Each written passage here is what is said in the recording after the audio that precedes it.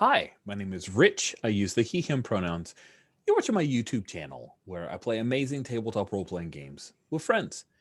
This is part of the ongoing anthology series I call Star Wars Saturdays because it's all about Star Wars and it happens on Saturdays. I'm just that prosaic. We are playing in the second session of Neon City Overdrive because in Star Wars Saturdays, every month I pick a different RPG system and hack or shape it or like squeeze it into Star Wars or try to create a situation within the galaxy far, far away, a long time ago, all that stuff that will fit with that particular game's styles or needs or genre. And Neon City Overdrive is a hardcore cyberpunk action game. So this is Star Wars mashed with cyberpunk. It's crazy and I love it. I've set it on the planet known as Serenno, and the time frame is when the Empire is falling, Palpatine's already dead, but there are remnants of the Empire, and this is one of the strongholds, and there's a high amount of cybernetics. And while there is an Imperial presence, the Empire has seen fit on Carannia City, which is where we are playing, that the corps run most everything, including the corps security systems. There are stormtroopers around, but they're rarely called in to do much unless things go real bad. And the game, we do have safety. We have a number of lines and veils and ask firsts that everyone's already agreed to, and I'm double checking it. Doesn't look like any adjustments have been made. If adjustments are made, if you're like, hey, I need to add this or whatever, just shoot me a quick note. Or if it happens and you didn't have it as a line or a veil and you need to interrupt for a moment, feel free to drop the X card, which is the other safety tool that we have that trumps everything. Just make an X, or you can use the roller as an X card, or you could type it in chat, whatever, however you need to communicate it. We'll pause play. And the only thing I will do is just check in to make sure that I understand what has been X carded if it's not clear to me. You don't have to defend yourself. You don't have to explain it because it's already probably stressful enough that you had to X card something. Don't want to exacerbate that issue, and then we'll excise it from our play. So let's go around the horn and remind ourselves of our punks. I'm going to start from the right-hand side of the character keeper. And if you could introduce yourself and remind us just, quick sentence or two about your punk, then I'll reset where we are and we'll pick right back up from where we had ended in a little bit of a cliffhanger last session. So Steven, you get to go first. Hi, my name's Steven, and my pronouns are he, him. Today I'm playing Heat, or HT37, whose pronouns are also he, him. And Heat is an ex-stormtrooper, like a highly modified cyberpunk stormtrooper that has gone AWOL. And he's been played in previous Star Wars Saturday games. And he has he has advanced reflexes and things that have been modified. He has a ghost chip in his brain, and he's trying to atone for his past deeds. Nice. Love the descriptors. Next up is Sherry. Hi, my name is Sherry. I use she, her pronouns. I am playing Court of, who's an arcology brat from one of the Yen Corp arcologies. So she's got all the Corp connections, and her drive is to get in good with these guys. So I think the interesting thing about Court is that she's maybe one of those strange attempts for the Star Wars universe to attempt to show what a fashionable youth looks like. Not a royal youth, but a fashionable youth. And so they keep switching it between episodes when they go into it. But right now she looks kind of like that cute adored girl in the movie Leon, so she's got like the little choker band and skirt, and she's sort of, but the colors are bright because this is Neon City, so right. Nice. Is it static colors, or does she wear like some kind of outfit that has it like changes. display? Yeah. Nice. And the thing is like the world around her, at least for about 4 feet around her, is always chroma tinted so that it looks the best possible. So Great. Awesome. Thank you so much. Leandro, you're up next. Introduce us to your character and Yeah. yourself. Hi, my name's Andrew. Use he him pronouns. For this run of Star Wars Saturdays, I'm playing Luna Sunfell. Uses they them pronouns. They are a human bounty hunter, not from around here. They kind of grew up in orbital space, just basically not in the cyberpunk city. They come from a rather voluminous, unscrupulous, ambitious family, and they decided to prove that by as the first chance they got to run away and become a bounty hunter to the stars of with a certain bit of class and dignity. And yeah, they've been here since Warlord Zsinj took over, and they would very much like to get out of here and go on to more. Well, I wouldn't say they're more interesting. Well, to them, it's more interesting, I guess. Nice. Cool. Thank you, Leandro. Next up is Greg. Hey, everyone, I'm Greg. I use he, him pronouns. I'm playing Taz Karat. She uses she, her pronouns. She's a Twi'lek, an ex-Razor girl who they've split. She split off from the Razor Girls for not entirely clear reasons. And she's wanted as well for legal things. She carries a big gun and has a big bark, but last session she kind of had to run because when we had encountered those names The of those sick people boys, again. man. The sick you have boys. a block. You have a the block on gang sick whose name I boys. can never remember.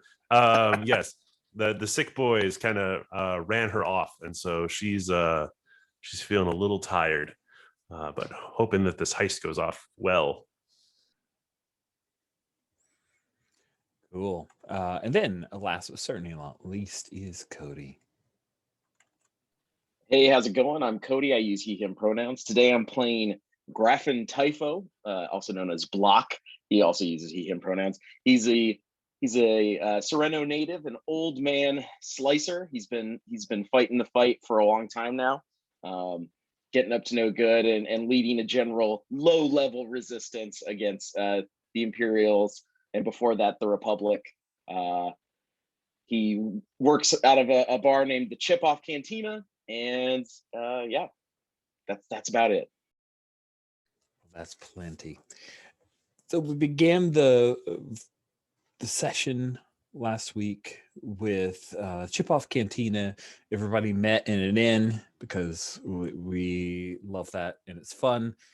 You guys received a job or heard about a bounty that was out on a particular slicer, an old, rundown, twitchy guy who's runs his mouth off. He's a lot of trouble. I didn't know he's as much trouble as he was until you guys described him. Then he became worse. He turns out Janice informed you guys that Boars Oblon had tried to slice into Ping. By the way, I've added an exclamation point, so it's now Ping. So I even changed the logo because I just was committed to the bit.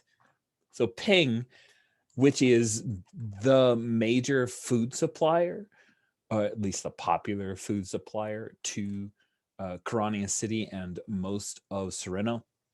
So he sliced into their databases, and the word on the street is that he got nothing. However, just as a retributive action, a bounty has been put out by Ping on him, and the bounty is quite sizable, enough for everyone to step forward 2 ticks on their drive if they bring him back alive. Only 1 if he is found killed, or if you have proof of his death. Is that right? Was it 3 and 2 or 2 and 1? Sorry, just wanted to check.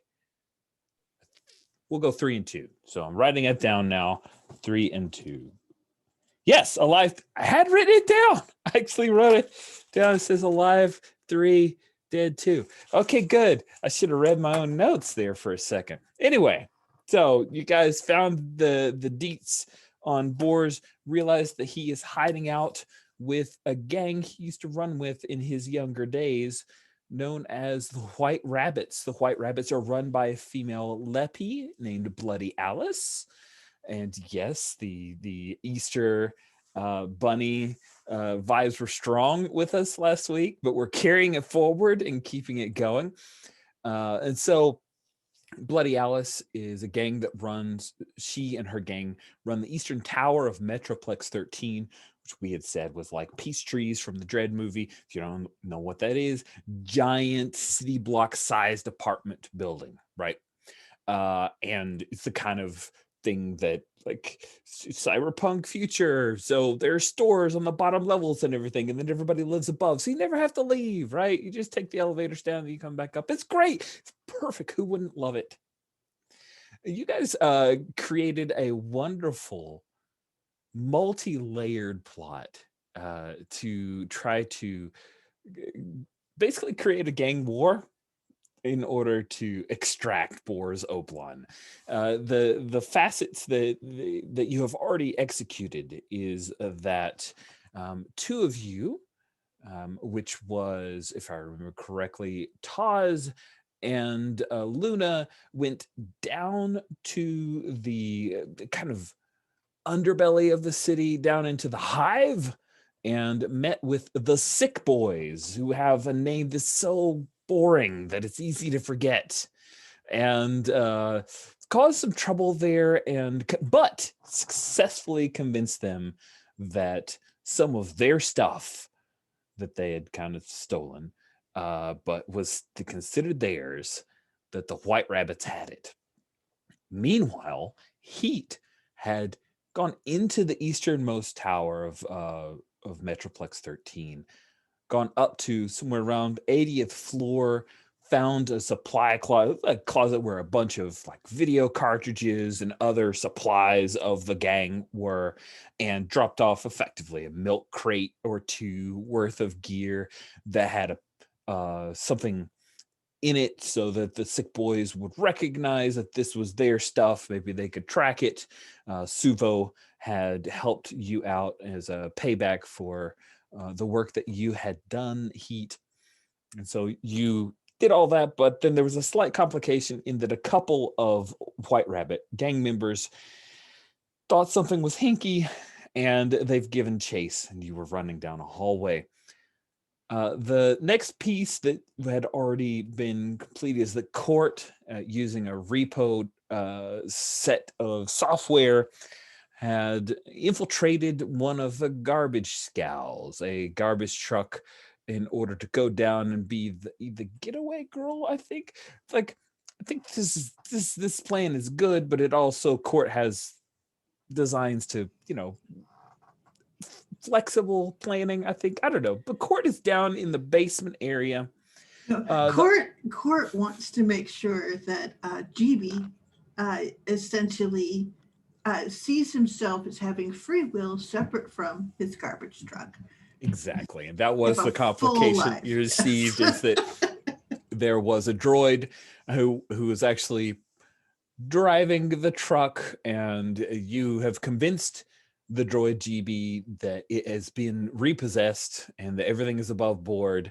And while GB is disappointed that they have been repossessed, they accept that as being true. And now court is just trying to convince GB that you are better. You are more than just a garbage truck.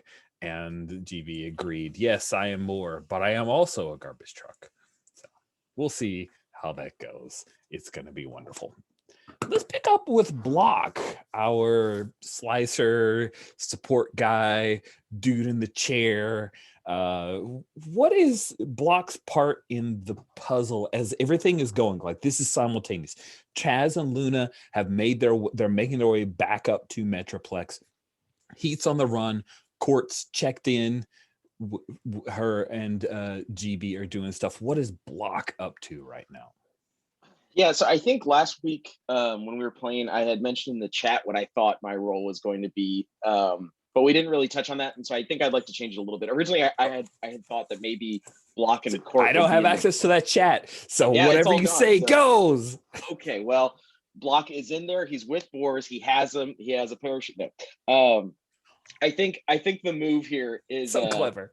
Block is going to be, he's going to be nearby the tower, perhaps like at an outdoor cafe or a food stall, and he's going to be sitting sliced into the security systems of the tower is his goal. He wants to be able to help the extraction team find the path to Boars, get a heads up of anything that might be there, and anything like that. So and it's part of his ethos to never be caught where the crime's going down. So he's having a nice calf on the breezy Serenno morning, and slicing into the security systems for the tower. Okay, cool. Let's see how well you get in there. Let's build our first die roll, see how things are working for you. All right. So I get 1 for trying. I'm a jammer. I'm going to use my edge slicing. So there's 3 so far. And I believe I have here it is, a concealed portable accurate data pad. Is it 1 extra dice for each tag on the piece of gear? I can't remember. Good question. Let me check that. So rule snapshot. Each relevant trademark, edge that a trademark has, tag that can be exploited. Yes. Okay. So I would say concealed isn't necessary. Portable isn't really necessary, but I think accurate, the data pad is accurate. It's very helpful. Yeah.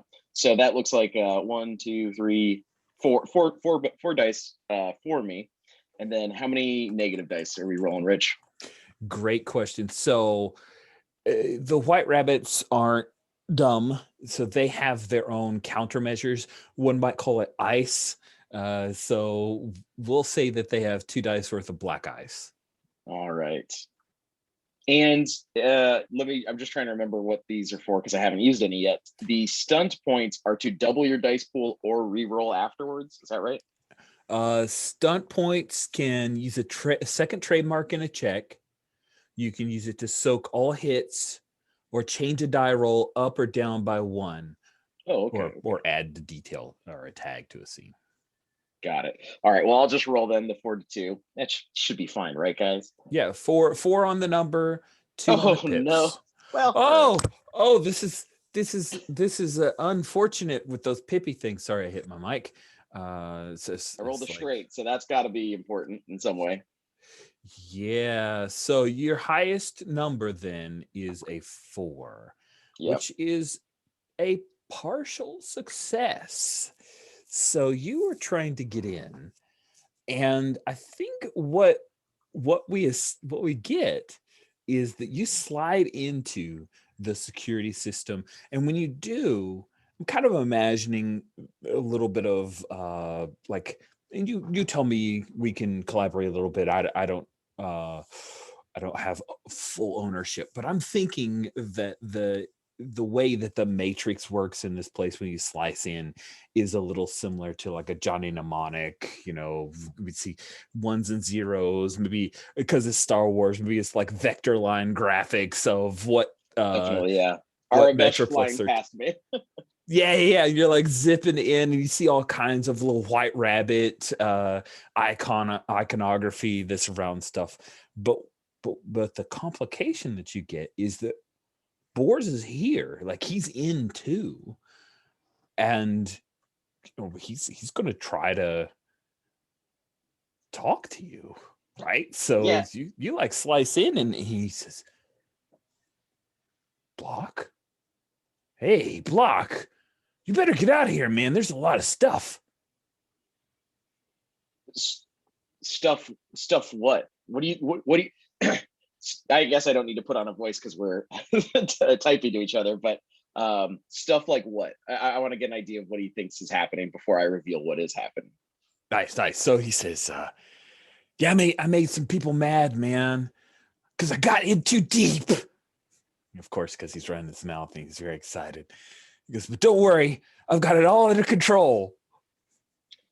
How so? I heard about it, man. You're big news on Serenno right now.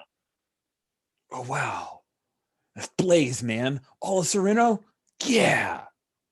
I mean, the hit of a lifetime. What'd you find? What'd you hit? Oh, like, ooh, Bloody Alice would get mad if I blab, man. I'd love to tell you, though. Yeah, I'd love to It's hear so it. golden. So golden. It's Boris. It sounds like you got something I never knew you could even do. I'm really impressed by your work. You people, you're always underestimating me. These like all caps, you know, and Yeah. there's a few like miss keys and stuff. And yeah, like there's a schwa and some other weird symbols there. Yeah, I think part of why this role isn't as successful as it normally is. Like we were discussing that it's Johnny Mnemonic, like inside, yeah, uses Star Wars emojis liberally. I think because Block is like in a public place, he can't fully like jack in, so he's using like a portable terminal. So the screen is still giving him this kind of display, but it's not nearly the same kind of level of intuition that can guide him through everything. So with Boris, I think Boris says everyone's underestimating him, and Block's in reply, "Hey man, that's exactly how you want it. Who would suspect an old man being able to do what I can do?" Yeah, for real. Listen, man, just make sure my name ends up in the history books. I'm gonna take Pink down. Yeah, awesome, Boris. Awesome. Definitely, Like man. an You're gonna animated take him GIF. down.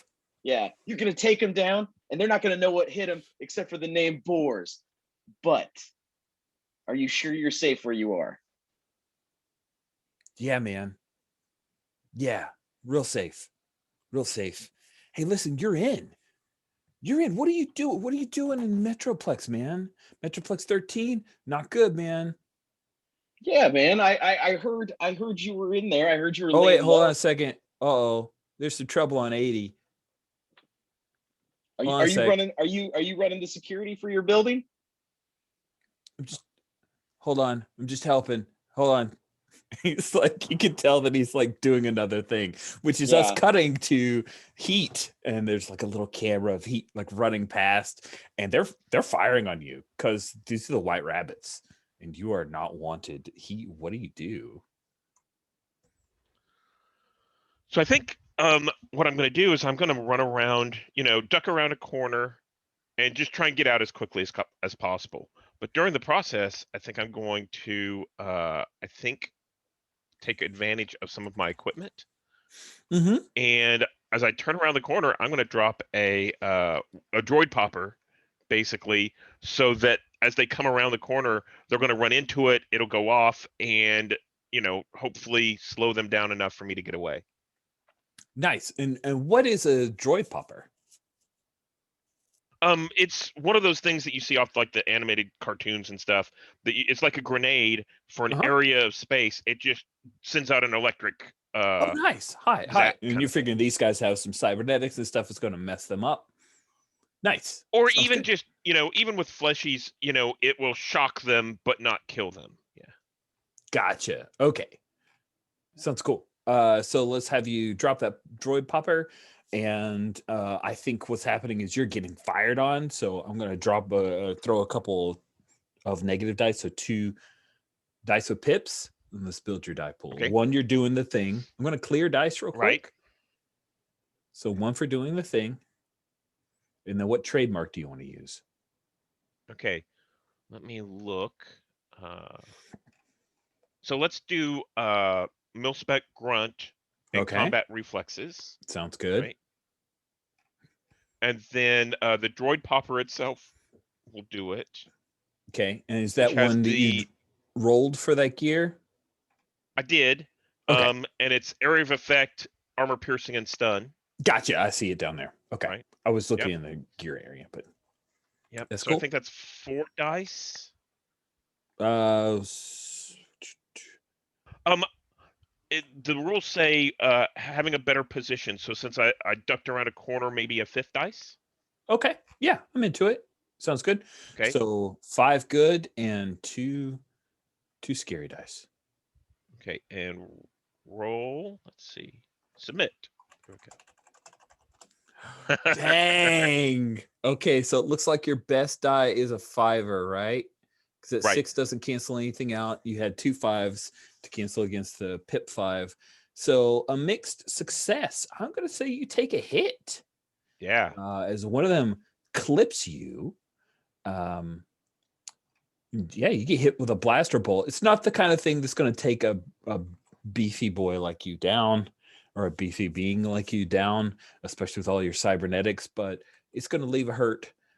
So go ahead, mark a hit. You skate around the corner, drop that droid popper, and when they come around, boom, and one of the guys' cybernetics fries when you see a little bit of smoke come out as he falls to his knees. The other one, yeah, like he had the cybernetic rabbit ears, right? And his ears kind of pop up straight and then they flop down around the sides of his face as he falls to the ground.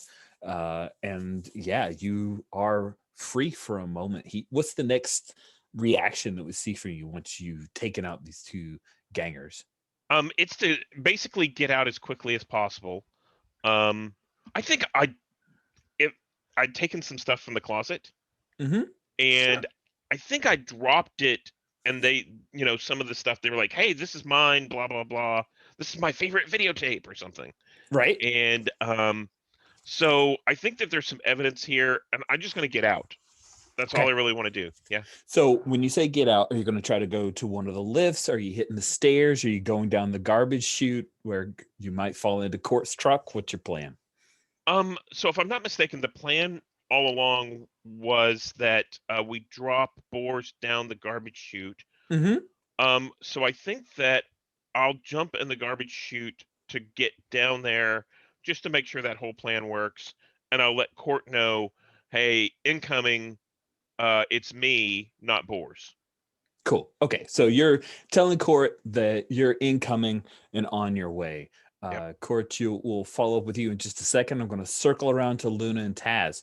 Taz, you're feeling tired, but you gave the slip to the sick boys, and including Collar, the guy who remembered you from a time that you two had tangled. And so where is it that Luna and Taz, where do the 2 of you end up? Like, where's your next step in the plane? Like, where are you and what are you doing? I have an idea, Leandro, but if you have something, shoot go for ahead. it. Okay. I think we are so the spot where the white, it's the white rabbits, right, who have boars. Yeah. Yes. They're like tower. We're gonna access it from underneath in like the steam tunnels, essentially, and try and get an actual location on boars, because we have to find him physically to get him down this garbage chute. So that's the next step. I was gonna lean into the steam tunnels being not such a nice place to breathe, for Taz and her cyber organs. I don't know if Luna. Fun. I don't know if Luna is Luna down for this. Are they somewhere else? I think Luna would.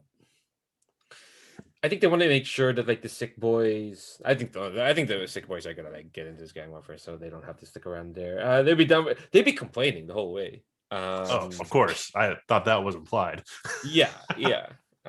Also because of the extended stay of the sick boys, they are feeling a wee bit intoxicated. The steam you think would help, but because this is a terrible cyberpunk city, it's not. It's not, it's not like steam you'd get from a spa day.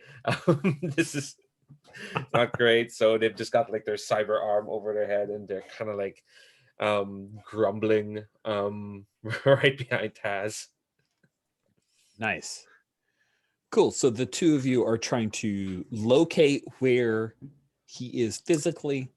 Right. So the idea was to get like below the tower and then through one of the ventilation shafts. I'm going to roll for it, but I was going to use like essentially a camera drone droid. Oh, nice. And send it to like scan through the building and try and get a fix on boars. Awesome. So both of you are down, maybe not even that far from Court, but probably like a level beneath her. and you send that little camera drone in, and we have lots of cool tight shots. You guys, the two of you sweat covered and down in this grimy cyber steam neon colored steam tunnel. Let's say that we know that Boars is running security. So we'll say that there's a couple dice of conflict that you're going to have to deal with there, Taz, as you build this role. So we'll start with one for doing it. One for doing it. Yeah. What trademark are you pulling? I think they're all kind of a stretch. They are. So you're just gonna go like a gear roll then? I've got an idea though. Maybe I've linked, because there's like a live video feed. I burned a stunt point to upgrade my purchasing die. Nice. But maybe I've like linked it to my gun site. So I'm using the BFG, and this would be covering an area, right? Nice. I'm into it. So BFG cover an area, got 3, and then your gear that you're using. You said so the camera droid is autonomous and live video feed. Cool. And you rolled for that one? Yes, I did, and then I got a 1, so I burnt a stunt point to upgrade it to 2. Ah, gotcha. Cool. That's what so that gives me sorry. 5. I think so. Yeah. So 5 and 2. Now, what dastardly plans do the rabbits have? Oh, what dastardly plans do the rabbits have? Well, Boris is like, they already had some built-in security, and Boris is kind of riding.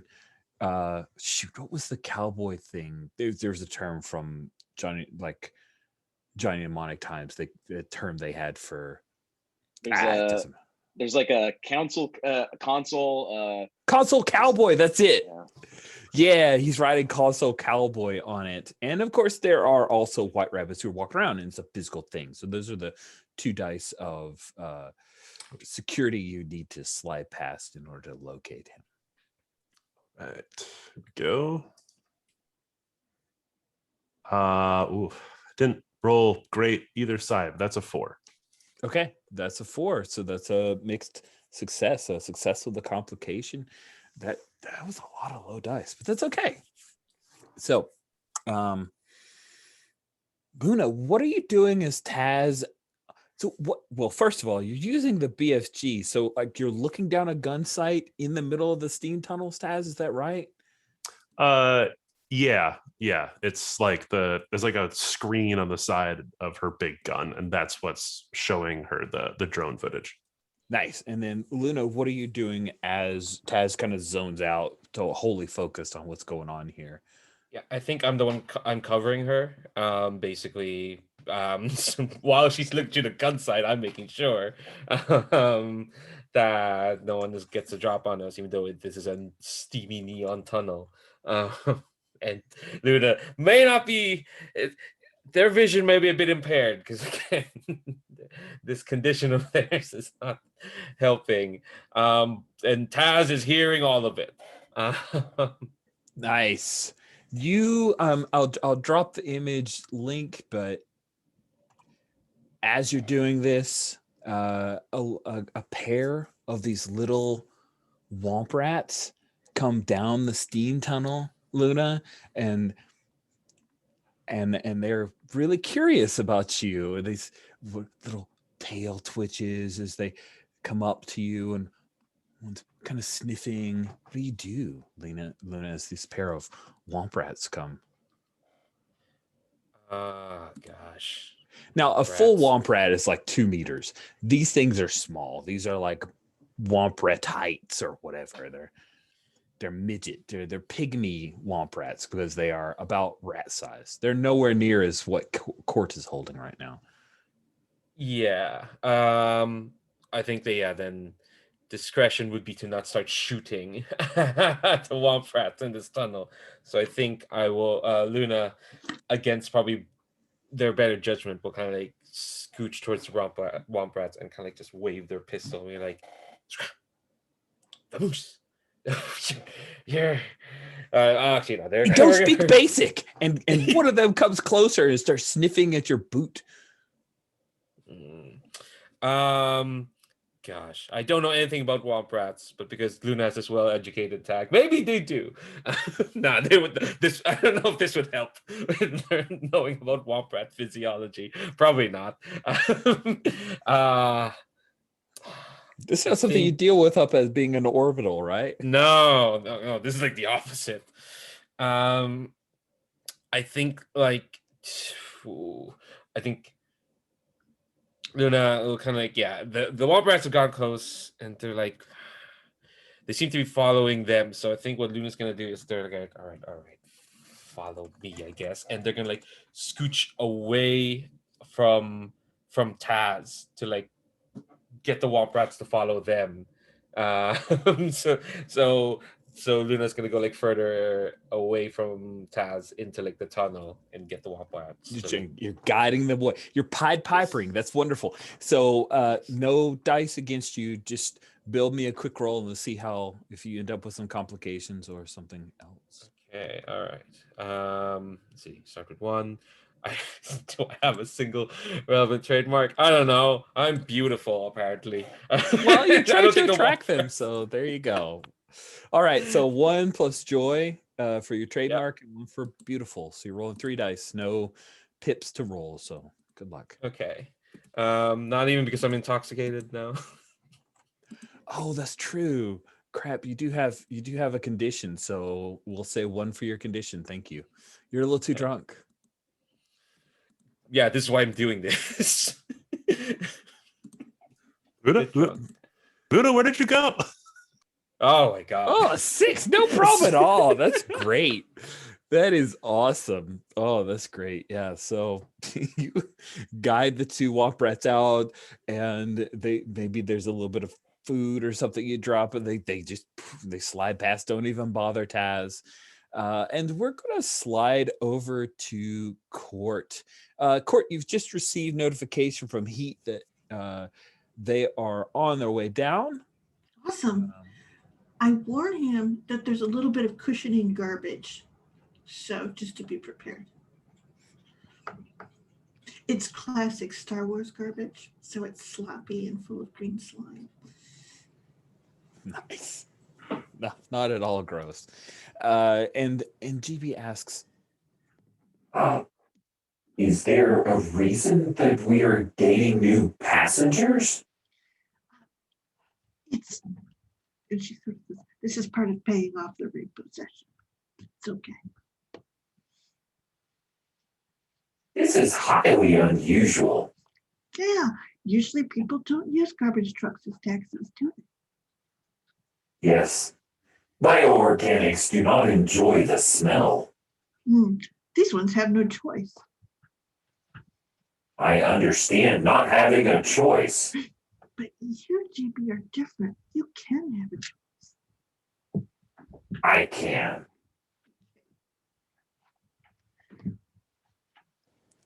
then Heat, you come down the garbage chute. I would imagine, like, I don't imagine there are a lot of inertial dampeners on this garbage chute. So how is it that Heat manages his way down?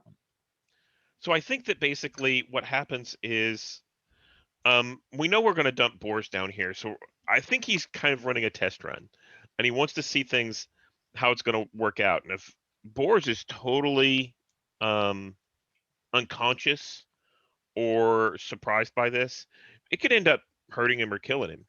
So it's just a good idea for me to test it out first. So I think I go down, and what I'm doing is I'm kind of grabbing at the sides. I think they're slick with like gook and stuff, like oil. And as I come down, I'm just kind of scrabbling to see if a purchase is possible. So maybe Boars could end up not coming out the chute or anything like that. But eventually, whenever I come down, and part of that intention is to see how much it slows my progress. I don't imagine that these chutes are just straight down like we see in Star Wars. You know, chutes like this curve, and then the bottom drops out, and then it hits again, and that kind of thing. Oh, true. So I think that, you know, I'm just kind of testing to see that it gets funneled the right way. But I think that at the very end, we do see this, like, you know, shot of Heat with like the lines above him as he plummets into the the movement lines above him as he plummets into the garbage truck. Yeah. Nice. Yeah. Okay, cool. I like that. So you find that there are not a whole lot of areas built for purchase, right? Because it's not supposed to be a chute you climb in, and every hole you built in, it's probably going to end up with some trash collected in it. But per the description of Star Wars, there are these like breaks where you don't build up too much speed. Then you come down at the very end, and you see. I'm kind of imagining just like garbage truck, but hover pad underneath it for the overall design of this thing. It probably has a few more droid like apparati to pick up things. But there's Court. She Can I say that it also has like a sort of force field shield over it so to keep the stink down when it's Oh, that traveling? sounds good. Yeah. That sounds smart. So, I like that. A smell shield. A Yes. smell shield, but it also keeps things from falling out. So it's a force shield. And is there a compactor here? Right? Does the truck has Well, to like squeeze things? absolutely, yeah. Yeah. So yeah. So I think I drop in, and we see all of this trash kind of go flying up, and I think whenever the truck is collecting, that shield opens like a hole at the top. The Mhm. trash comes in, but as I land, we see trash come flying out and kind of hit against the side of the rest of the shield, and it kind of flops back in to keep it contained. And I go, you see heat in the back, and it's sort of like there's a crater that's been formed where he's hit in the trash, and he starts frantically starting to pilot back up because he doesn't know when Boris is coming through, and he's going to pilot back up to soften the blow. And he of course we see all these little bits of metal like bars and stuff like that, and he kind of throws those off to the side, and piles up like the soft loose wet trash so Boris can land a little bit more nice. And he's like, I think he walks over to the front and he kind of pounds on the thing and says, "Okay, I need out." And then, oh geez, how would that go? I think you'll see the shield come back open, and you can hear her voice as she leans out. She goes, "You're gonna have to climb out yourself, I think." Yeah, and I think we see Heat jump up to grab a hold of the lip and kind of pull himself out now that the shield's down, and flops over the side, lands, and then, I think he said he hits the back of the truck to let the shield back up, and Okay. then pops open and hops in the passenger seat. Okay, and she, let's see here, there's two immediate needs here. One is to get rid of the smell, and two is to ask the question of, how was the landing? Do I need to see if I can reprogram the force shield to catch a little bit of that force? I don't think that Boris is going to die. Okay, So I think it'll be okay. awesome. Here, and then there has to be something in her aesthetic that's like a clean thing, to clean stuff up. So I think like she's gonna hand over to Heat like her belt that has that on there, and she goes, "Here, just like put this around you and then hit that button." And it's if you don't mind, I think it's Yeah. sort of like the cyberpunk Star Wars equivalent of Axe body spray. So he hits the button and it kind of like, and you see his hair actually kind of flare up for a second. Actually, his fuzz, he doesn't have a whole lot of hair, but it kind of flares up a little bit, and then Well, remember that it's Court, so it's probably the Star Wars versions of Love's Baby Soft or something. yeah. And I don't think he cared about the smell. I mean, he's been in worse places. And I think what we end up with is now Heat's going to go around smelling all nice and dainty. That is quite a good complication. Cool. Court, I would imagine you have some kind of like data display of some kind. You receive a text message from GB that says, "Are you aware that there are 3 counts against this individual inside me?" And she'll text back and say, "Absolutely. That is why we are escorting." I see. And, Should I inform the authorities ahead of time? and she goes, absolutely not. I do not understand. This is a coup for Yencourt. This is a tactic. All right. So now I would like to see you convince All right. GB that this tactic is valid and sound, and GB's Um, capabilities of informing the Imperial authorities that an escapee is there. And by the way, if Heat wants to have glanced over and seen some of this text chat, you are welcome to, in case you want to help. Is there a help Okay. roll? There is a help roll. Oh, awesome. Does that happen before or after? Good question. So the way that helping works, each helper will make a check. So you would make yours, and a success or partial success, and boons will add plus to the leader's roll, and course the leader. So let's have Heat. How would Heat help? So I think Heat would help by probably with his ghost chip to try and disguise the counts that are against him. Ah, So I imagine actually the GB is there and has like a little number 3, and we see, depending on the success, like numbers start to roll down or go up, depending on how this works. Okay, so 1 because I'm trying it, 1 for Milspec Grunt, 1 for Ghost Chip. Is that how that works? yeah, we'll say the ghost chip applies here. That makes sense. It's helping you. Okay. And then how many negative? 3, because you have three counts against you. Okay. Let's see how this works.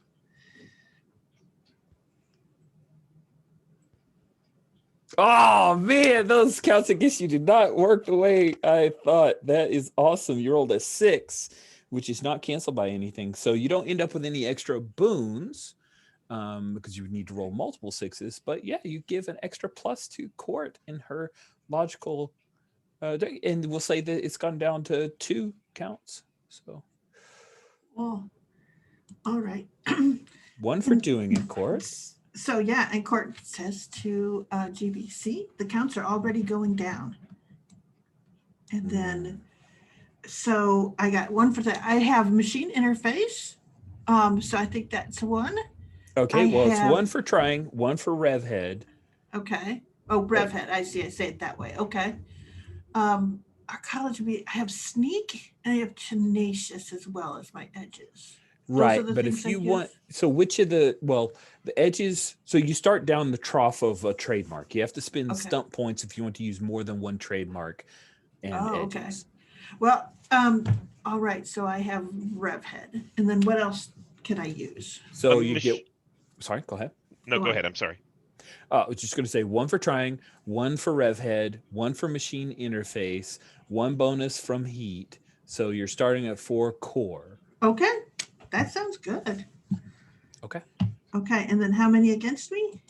You have 2 against you. All right. Woo. All right. I'm going to submit. Wow. That seems like a lot.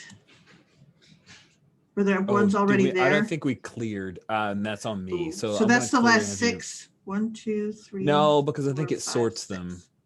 Oh, They're yes, sorted, you're so right. it's really hard. I'm gonna have to clear. We'll Sorry. have to redo it. No, I it's my bad. they weren't on my screen. That was the thing is, so I didn't. Understood. Yeah. Okay. Okay, so it's 4 and 2, right? Yes, 4 and 2. All right, I apologize. I apologize too. I try. I'll be better at clearing after die rolls. Oh my God. You rolled d8s, so let's. We'll just clear again, and I'll put them in the right thing. Oh, I'm the worst. Okay. Yeah. So it's 4 to the right of d6, 2 to the right of to the left. Sorry. It's hard. Yes, you did it right, and I explained it wrong. Oh, my 5 canceled.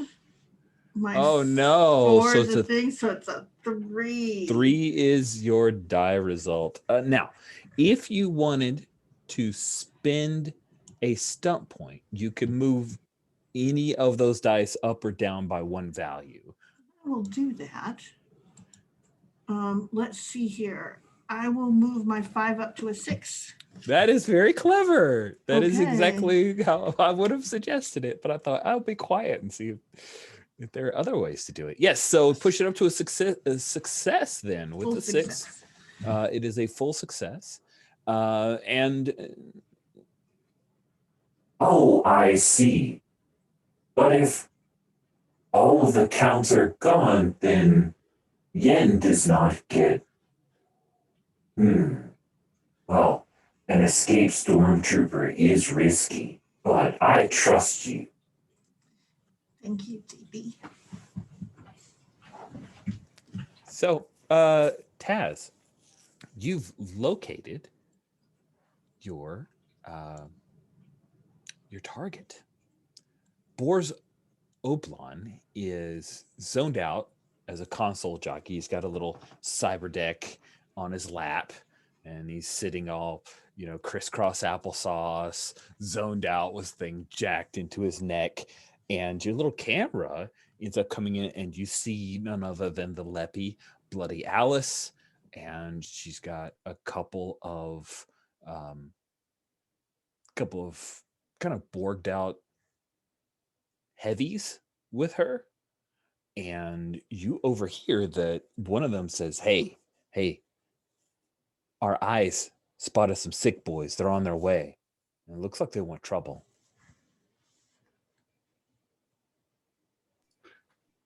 So where is Boris? Is he like the very top of this thing? Is he? Of course, you don't Okay. have. Yeah, penthouse. Duh. Yes, don't have a penthouse okay. without things being in the pit house. So yes. Why did we even waste the money on the camera? The camera could have just started at the top and gone down. But anyway. So I think so Taz is going to relay this information to Block, who may have already figured it out. But just like Block. Would you like a refill on your pink cola, sir? Yes. One moment. Yeah, Taz. Yeah. Boris is up there in the penthouse. I think originally the plan was that like Luna, being a much more convincing person, was going to like get Boris to leave the room. But Luna's off with Womp Rats. And I'm not exactly sure where they are. Luna's they ran off with some Womp Rats. So what's plan B? I'll be honest, Taz. I didn't even think that was plan A. Can everybody check in? Can we get a sit rep? Where's everyone at? Kind of open the comm to the team. Everything's awesome in the truck. All right, trucks a go. Yeah. Luna. Heat's in the truck with Court. Okay, Heat. It sounds like the sick boys and the rabbits are gearing up. So be ready in case anything gets dicey down there. Luna, are you there? Someone is buying me new boots once we're done. Well, if Boris has what we think he has, then we'll be able to buy all the new shoes anybody could want. I even tried to go for practical boots, but there's things in this tunnel, Block. There are things in this tunnel. I don't know what these white rabbits were up to, but they need to have a look at their whatever the hell they're serving, or whatever it is that they're serving. Anyway, can I pull up, like, as I'm checking in with everybody, pull up like schematics, and with the intention, and Luna, you tell me if this isn't something you want to do. I kind of want to pull up a map to reconnect Taz and Luna and get them to like a lift that, clearly a high rise should have a service elevator that goes the whole way, that gets right to that. Yeah, I like it. yeah. How else could it give service if it can't go all the way up? Thank you. Right. Okay, cool. So Luna Taz takes this as meaning, perhaps not even vocalizing this, that plan B is to go in guns blazing off the service elevator. Yeah, that's correct. Yeah. Okay. Yeah. Seems like it. Yeah, seems like it. Sweet. So you hear them communicating about heading up to the service elevator. Are you going to stay with the garbage scow? Or are you going to keep there? Or what's the plan as you see, as the two of you see down here in this like parking garage area, that there are a couple of large, heavily armored, modified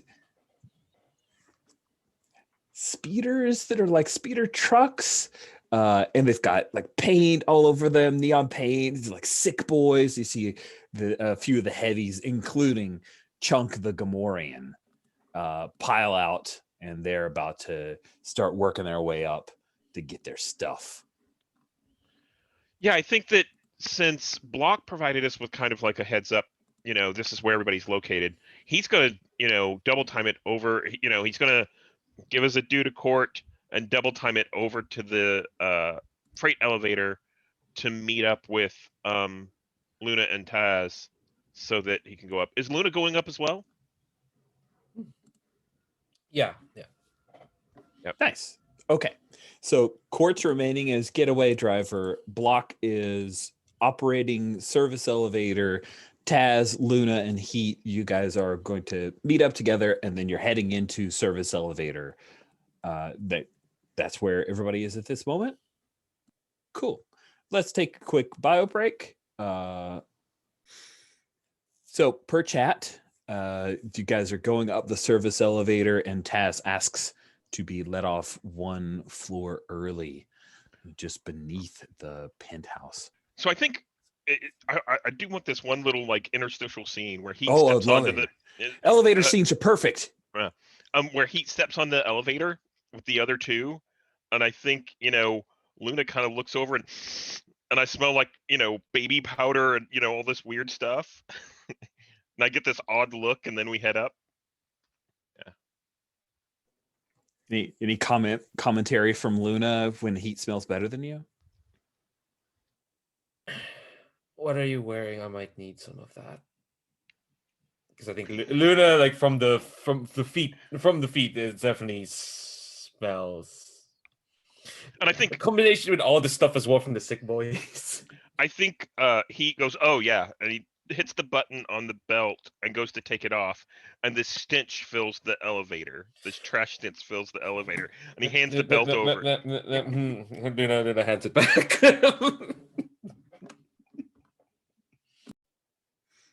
Nice. And Block, you're, console jockeying, you're sliced in and making sure that this elevator heads up.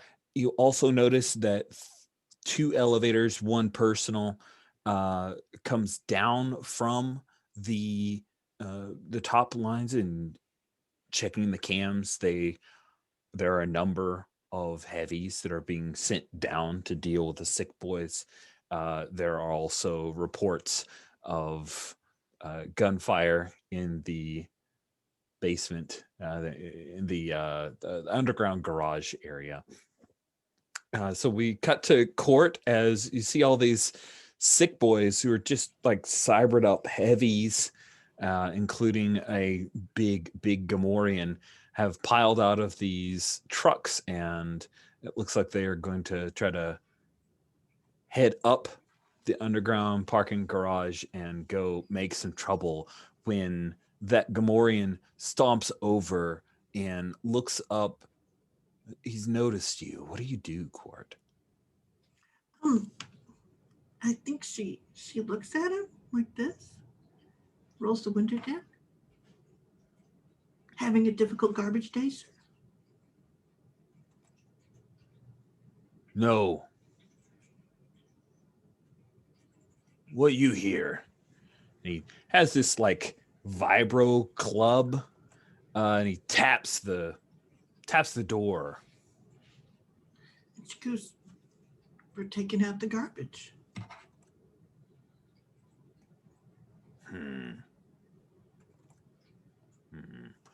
Peers around. You white rabbit? No, I'm Yencorp. He glances and sees the Yencorp logo. Make trouble. or I squash you. We're taking out the garbage. And he Window hears goes up. window goes up, and you hear some whoops from a couple of guys. It's like they're trashing somebody's vehicle as they start to fight their way up. So yeah, I think Do they leave someone to watch their vehicles? of course, Oh, damn like some it. wiry, it's some wiry kid that's kind of jacked into one of them. You could probably make some trouble if you wanted to, but yeah, they leave behind a young sick boy. Oh. Here's the thing, though. Do I know where the white rabbits keep their vehicles?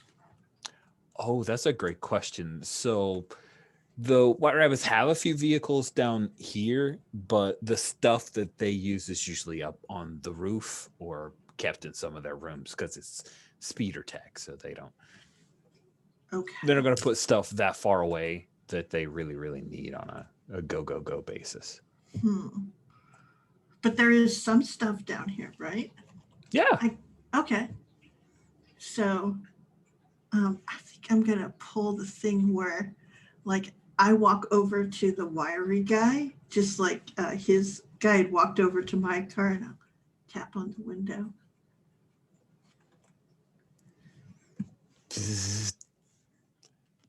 And he's like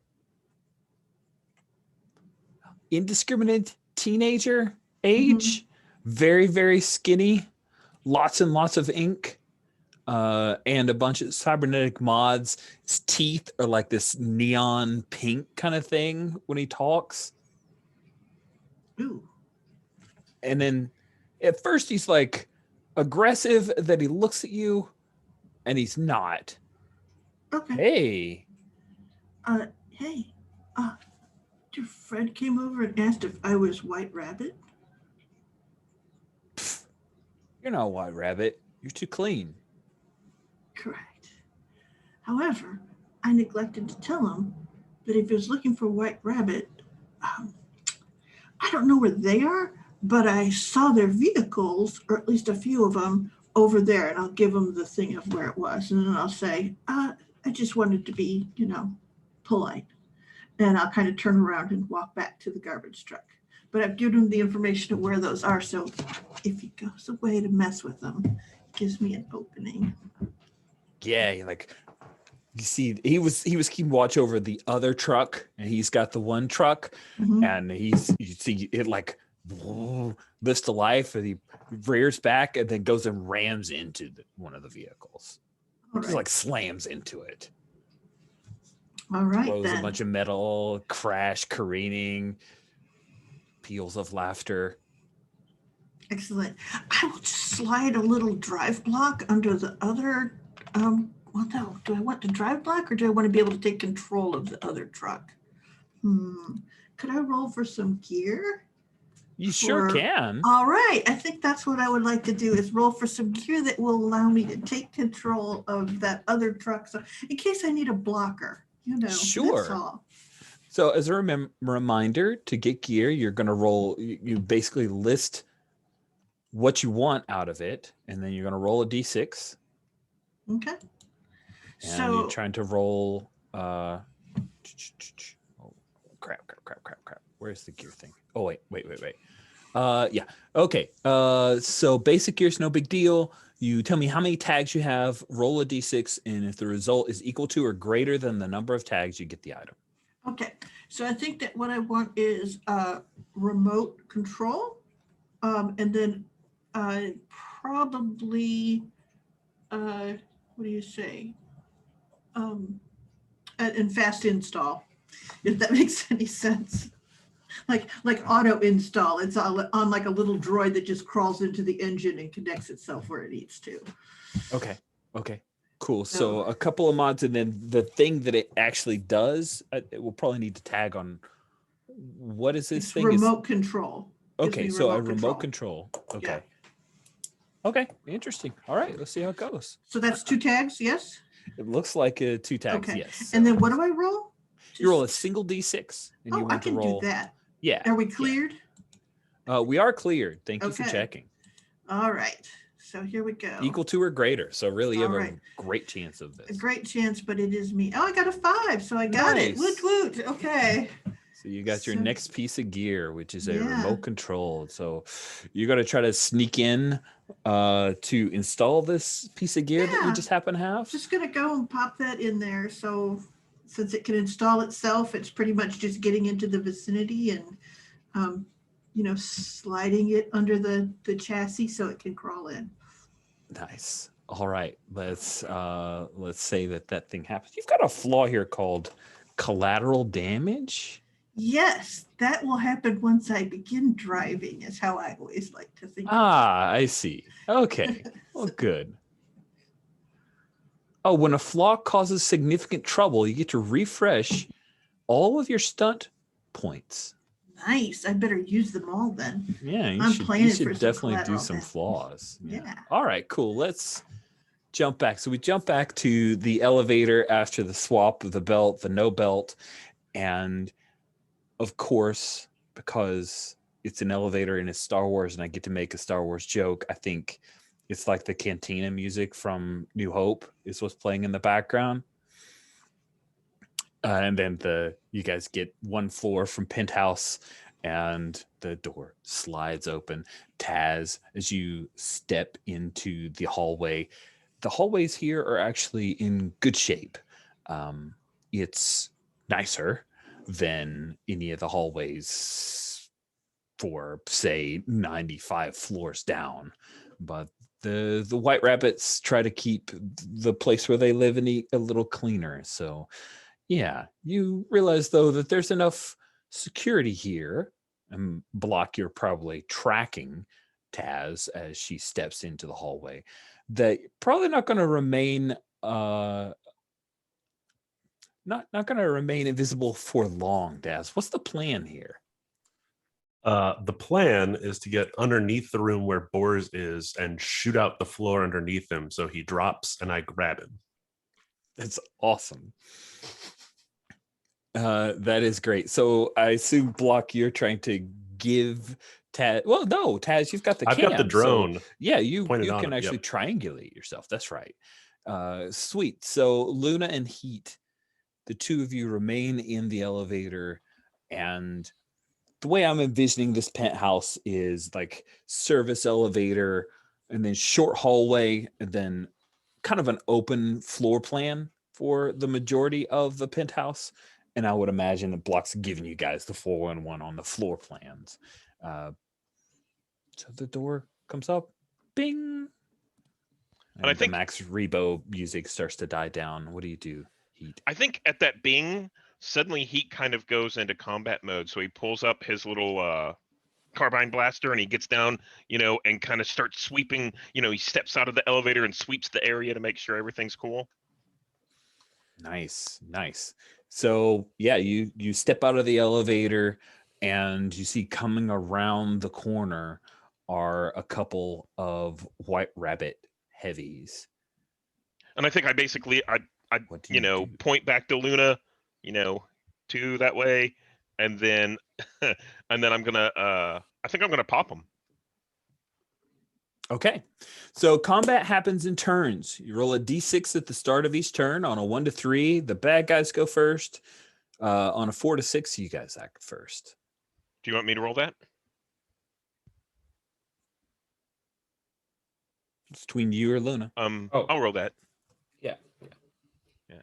Since he's the one going into combat first, and Yeah. I gave a thumbs up back. So I got a 5. Okay, you guys go first. Heat, you said you wanted Yeah. to pop them.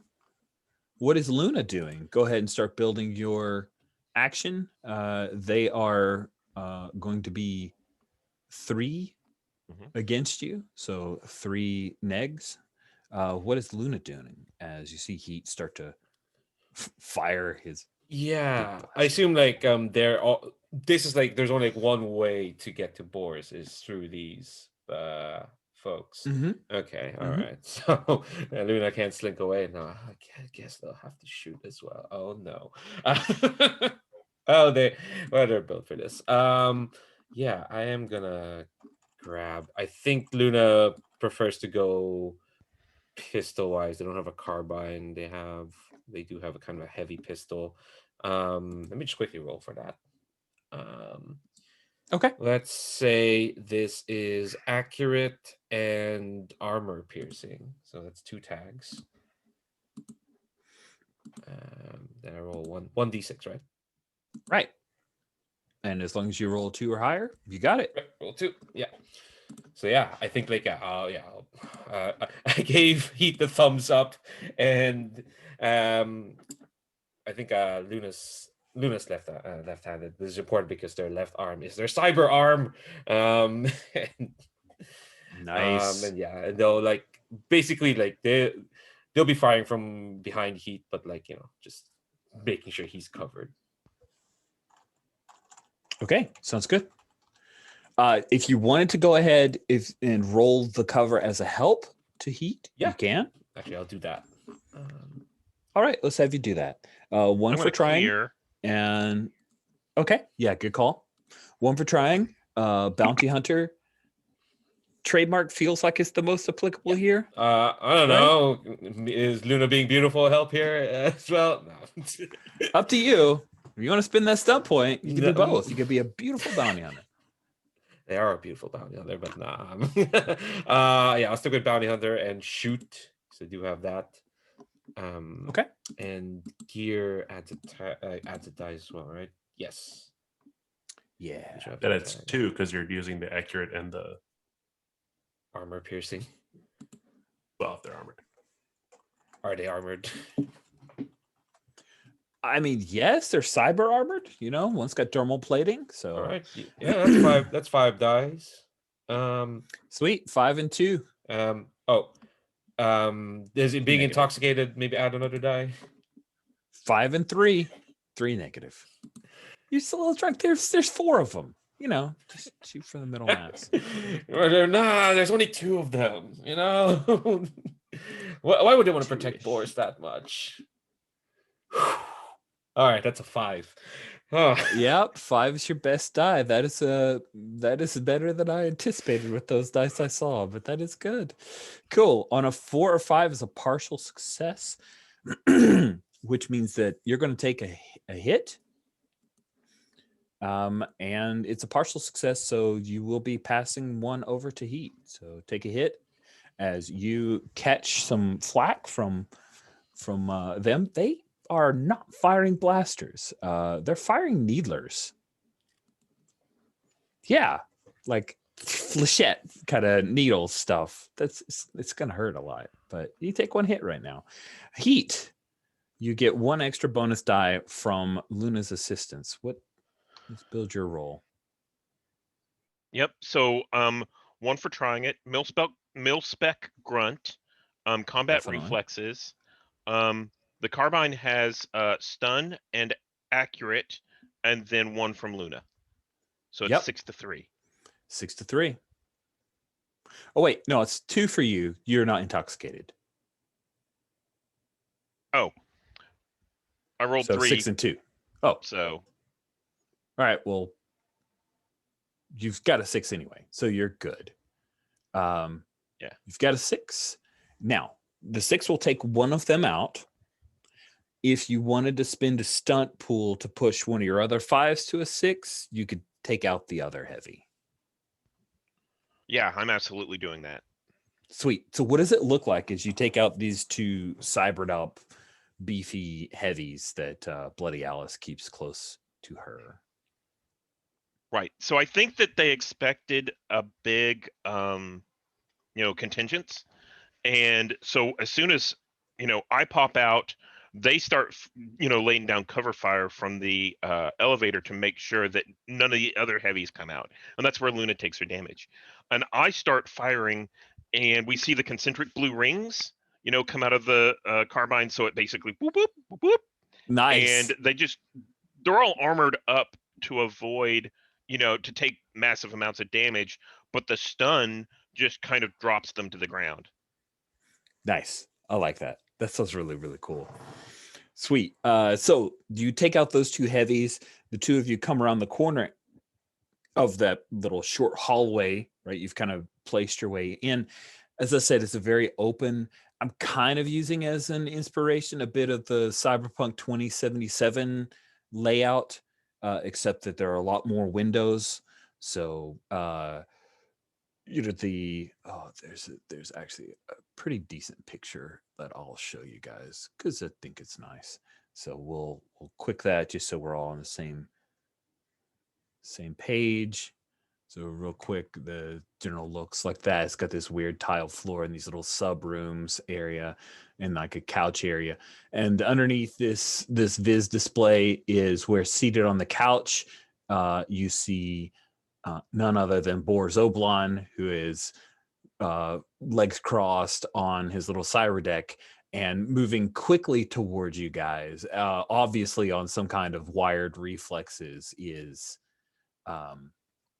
the vibro cleaver wielding Bloody Alice, who, if she ever stood still for a while, you'd think looks quite pretty. She has this beautiful, soft, bluish fur, these lovely eyes, and she's going to try to carve you guys into little pieces. Taz. You've got eyes on this, and he's just been left alone. What do you wish to do? I know Luna and Heat can handle Bloody Alice. So I think Taz is going to stick to the plan for once and shoot out a circle underneath Boars to drop him down to my floor. Okay, cool. So I think that happens, right? I don't think that necessarily the complications are what happens after that happens. The only complication I could think of is if you accidentally shoot him, but that seems lame. So you just shoot out the floor. Heat, Luna, you both. I don't know if Taz gave you the 411 that was her plan. So someone's shooting out the floor underneath your target, and he's totally serene. He is not aware of his environment at all. Block. You get a message from Boris that says, "Man, we're being attacked."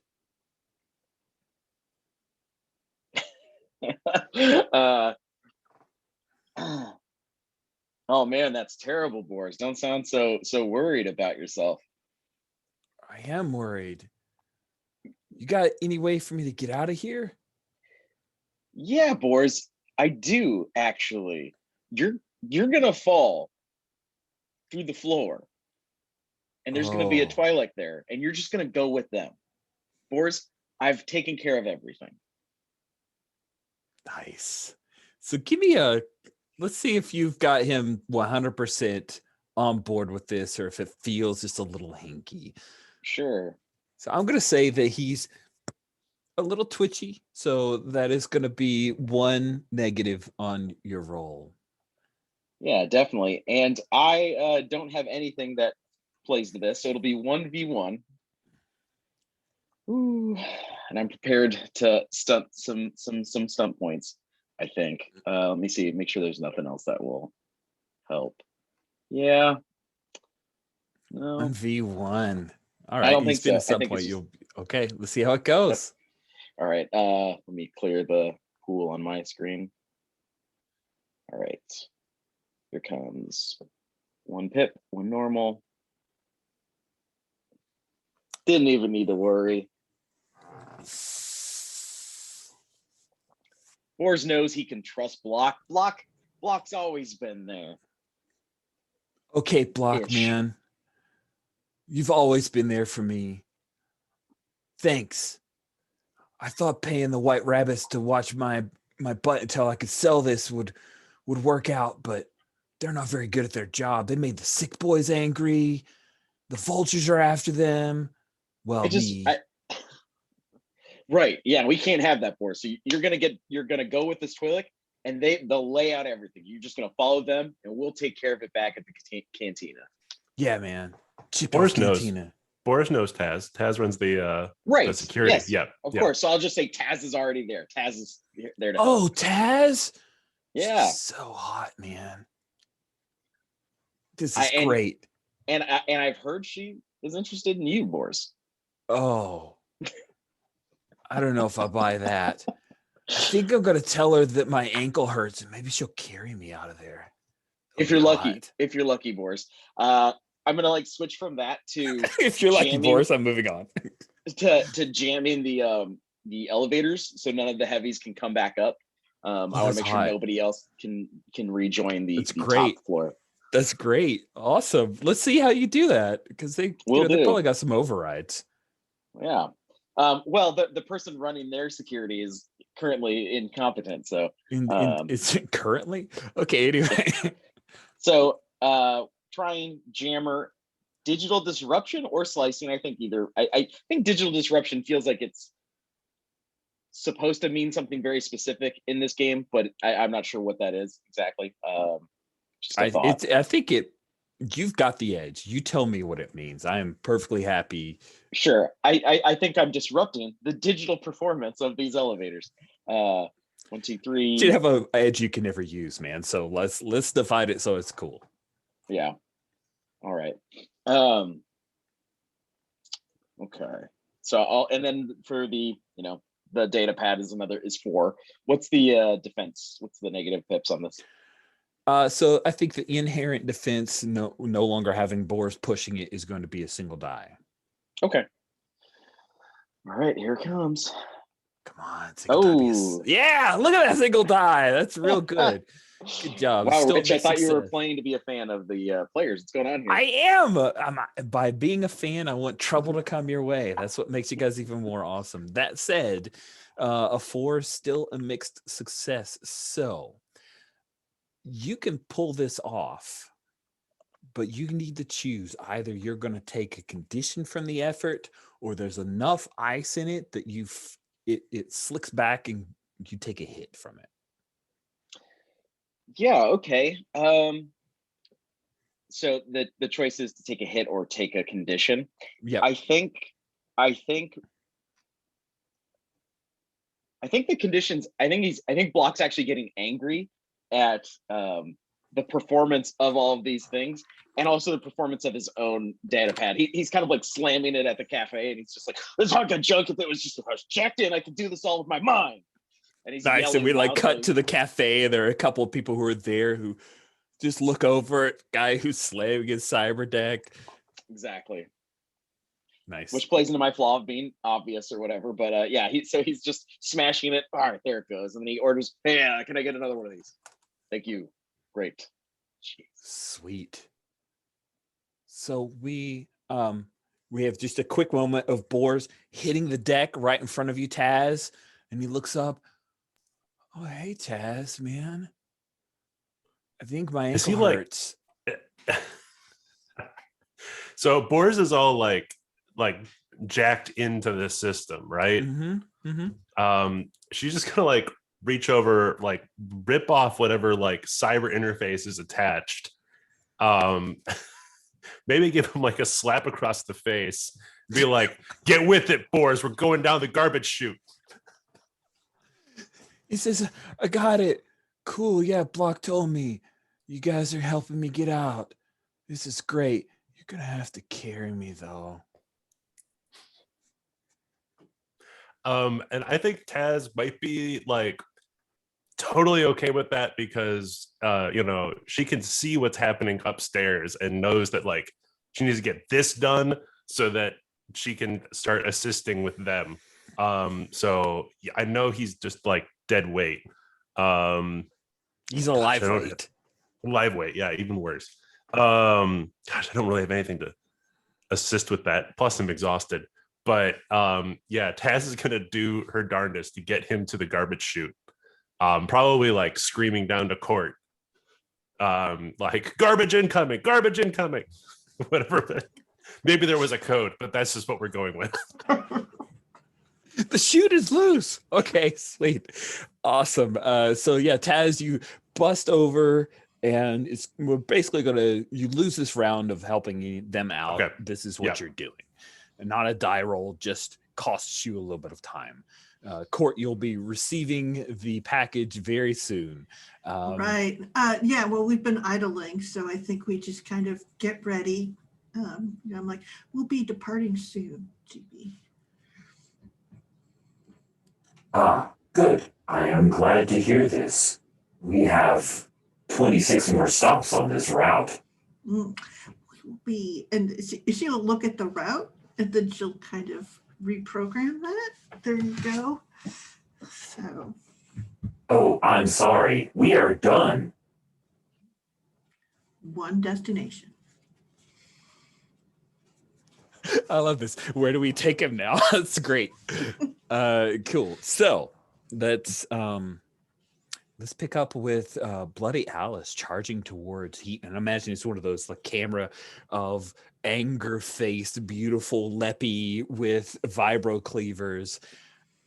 And she's saying something, but it's so fast that it's just a string of syllables that are all tied together as multiple sentences. You're pretty sure Heat processing it that it's something about I'm going to cut all the meat off of your stupid Borg body, and then I'm going to cook you. Something along those lines. Yeah, let's roll a d6 to see if she goes first or if you go first. I'll have Luna roll this one now. Yeah, that's a good call. Right. Take turns. I nearly clicked having 2 die, so maybe I'm intoxicated. Oh boy. That's perfect. On a 1 to 3, the enemies act first this turn. Awesome. Each of you take 1 hit from vibro cleavers slicing into your flesh as she makes good on her threat. Heat, I think what she does is slice you just directly across your abdomen, expecting your whatever guts you have will spill out. And Luna, I think she just like backhands and slices you across the shoulder, like and collarbone.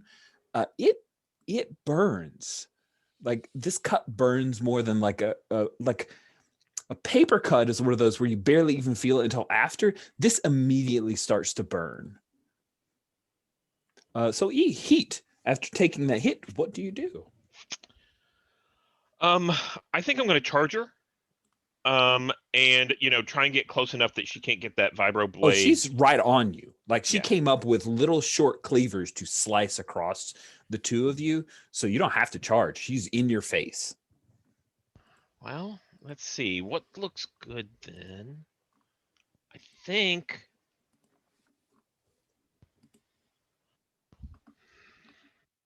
So I think that I'm going to try and do the same thing that I did out front, which is basically bring my blaster up to bear. I'm going to put some distance then between the two of us so that I can fire at her.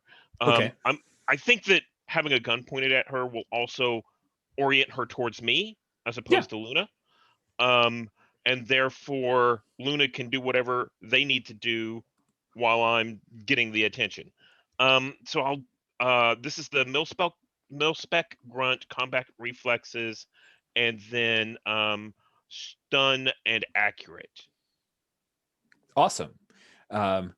She is 4 neg on you from her cyberware and combat abilities. Is there anything I could do to potentially help? Perhaps causing like lights to overload or screens to explode or anything nearby to distract? That sounds fun. Or get the attention. Yeah. Let's say there's a couple of neg against you to pull that off in such a quick and harried scene. But build your die pool if you want to try to help block. Okay, all right, a couple neg you said? Uh-huh. All right, and I will be trying it. I'm digitally disrupting. I'm clearing dice. Oh, you cleared. Perfect. All right, so 4 positive, 2 negative. Submit. Oh, I got a 3. Sorry, bud. Oh my, yeah, that was pretty fierce. A 3. I think you're working, you're coding as hard as you can, and then like the toaster comes on. We see the little like toaster oven pop open, and there's a couple of Pop-Tarts in there. Yes, a couple of Pop-Tarts. Bing. Yeah, bing. And the other thing that happens is, as you're working on this block, is that you catch sight of the cam feeds and you see that there is a speeder bike headed towards this level, like pell-mell, with a vulture on it. Vulture being one of the gang members. Sure. Okay. I want to relay that information to Heat and Luna then, in case they want to take that as a getaway. So you got a vulture coming in. They're parallel to the floor you're on. They're coming onto the north side, or whatever side it is. Yeah. Thanks. We needed more problems. Well, Might be a solution too, Luna. You never know. I give you all these opportunities. I give you a job. Now I'm giving you a way out, and you just can't help but throw it back in my face. The youth these days. Oh, so block, 100% block. So Luna and Heat, did the two of you each want to make your own separate attacks, or are you working in concert, one helping, one leading? It sounds like Heat was like reorienting so that Bloody Alice's attention was on him. So this... And that's true. So my thought was, if I take a primary, I will just attack Bloody Alice directly. But if you have a better idea, Luna, about something, we could use mine as a distraction and a helping role if you want to do something else. Yeah. Try to see, what do I have? I have this pistol. Yeah, I think. Funny thing is that, like, you have that code of yours where you don't want people to die. Luna will absolutely try to kill Bloody Alice. I don't think the code extends to anyone else. We've worked together long enough. Okay. You kill, that's on you. I kill, it's on me. Yeah. All right. Yeah. That's right. I think it's just a simple case of like get Bloody Alice's back turned to Luna, and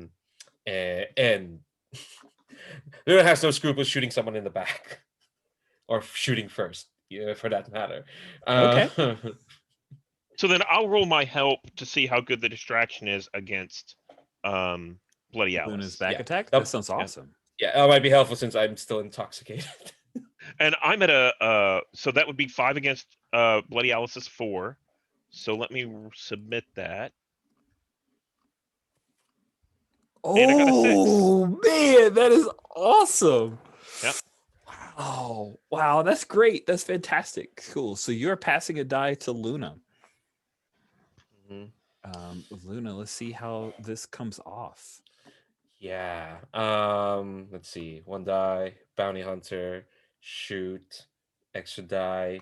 And I also have my gear. So that's 6. It's accurate and armor piercing. Against, let's see, Bloody Alice has 4, and I'm intoxicated, so it's 5. Yeah. Okay, all right. I'm gonna spend a stun point to also bring in beautiful, and say, what do I say to get her attention? You would get 2 actually for that, because you it's the trademark joy and beautiful. Yep. Right. Okay. Trademark and edge, so you get 2 dice out of that. Thank you. So that'll be 8. God, this is a lot. I think Luna Luna shouts, under all your ridiculous screaming and waving, cleaver waving, you're actually really pretty, Ooh, the actually really pretty comment. Shame. That's a shame. Let's see how this goes. But I think Luna probably slurred their speech because, again, there's something talking to you're pretty. Kind of cute. Nice. Oh my god!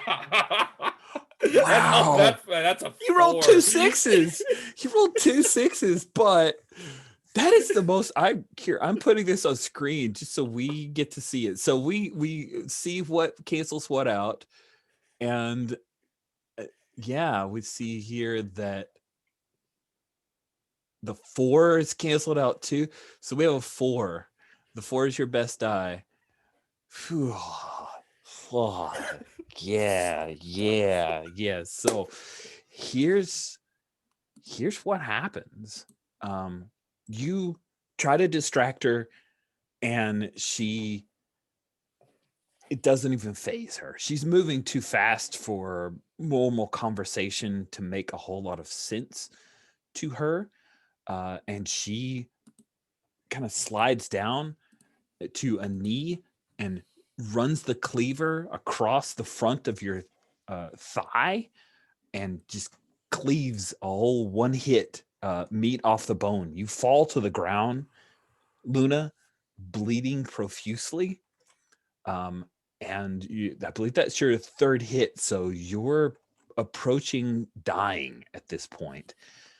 At the same time, a speeder bike comes crashing through one of the open windows.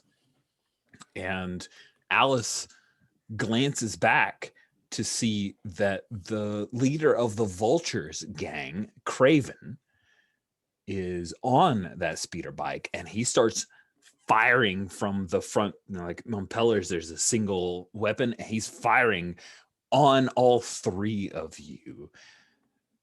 So Heat, as we move into the next round, let's have you, I think, your turn. You get to roll. I'm going to clear dice.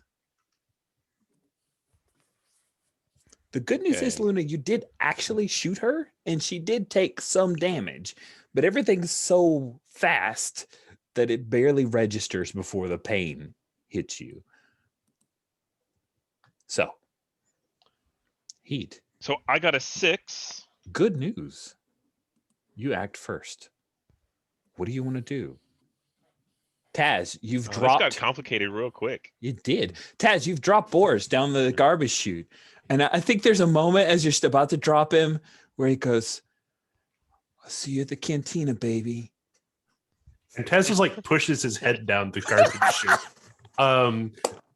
and says, "Court, once you get him, scram," and immediately is gonna like turn around to this combat that's happening above her. Right. Can she see the speeder bike? I think if you flick your vision over now to the cam, and maybe as you look up, you see the speeder bike like zip past the shadow of the speeder bike, zip past the point. Yeah. Okay, she's gonna lay into the speeder bike with the BFG here, because I don't know. Should I would have been better off shooting Cyber Alice? It just seems bad. Everything seems bad. I'm gonna shoot the speeder bike. So I think that would be Gunslinger. Yeah. One for doing it. I'm gonna burn a stunt point. Earlier I said I burned a stunt point to improve a gear die. You can't do that. You just have to burn your future gears. So still have one stunt point left. So BFG, cover an area, that makes 4. And then I'm gonna invoke the hover cam, 5 and 6. Okay. So it's basically he's not aware of you. He's wholly focused on what he considers the single most dangerous target. So it's just one neg, which is the body of the speeder bike, right? Do I also get a negative for being exhausted? You do. You get 1, so Okay. 2 total neg. Thank you for 2. reminding me. No, of being yeah. exhausted. Hey, on a bot you get XP, right? That would be great right now. It's a little XP for Taz. All right. Actually, we had one botch so far, right? Somebody ended up with a 3. I don't remember who that was, but Botches somebody- Botches all three, but a ones. botch is Oh. yeah. That's Yeah, right. It's botches real all hard to ones botch or in this game. uncanceled. Yeah, That's yeah. right. All right, here we go. That's a bunch of uncanceled 6s. That is some goodness. Man. Yeah, so he comes bursting in and is firing on Heat, Bloody Alice, and Luna. When you fire from underneath, it just light up his speeder bike. Yeah. What do you want to do with that 1 extra 6? I want to well, can I destroy his speeder bike? Is that enough? Yeah. The Okay. 6 I want to is- the 6 explode it and push him forward, like knocking him out. Ooh, nice. Okay, cool. So he gets slagged. Man, that was a whole lot of excitement for not the best result for him. Dang it, Craven. You're supposed to be more threatening. Cool. So Heat. What do you do? Yeah, so I think I see Luna bleeding on the ground, and I'm going to go up and I'm going to go after Alice and basically just try. Let's see, what do I have left? I think I'm going to basically jump up and just try and pummel her into the floor. Okay, could be an effective thing. Yeah. So I think I'm going to use reaction speed because basically all this crap just happened. I need to be at her same level. So I'm going to use wired and reaction speed. Okay. And I'm going to make use of my combat armor, to, hit her and punch her into the ground. Mm-hmm. Right. And let's see, I get 1 for that, 1 for just doing it, 1 for wired, 1 for reaction speed, 1 for just hitting her, 1 for the armor. I think that's it. Okay. And the good news is it's only 3 against you because she's pretty heavily wounded after being shot at by a speeder bike and hurt by Luna. Okay, so I'm going to submit that and see what it looks like. I got Looks a like 5. I'm going to Okay. spend a stunt point to make that into a 6. Nice. That is a cool move and a really smart result there. So let's see here. So just double checking. Yeah, so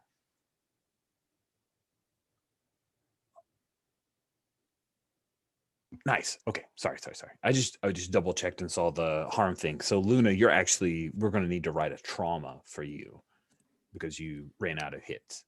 So you may not be dying. You're going to need to roll a d6, and on a 1 you're dying. So Yeah, I wrote a preliminary trauma, but I'm going to rewrite that because that's.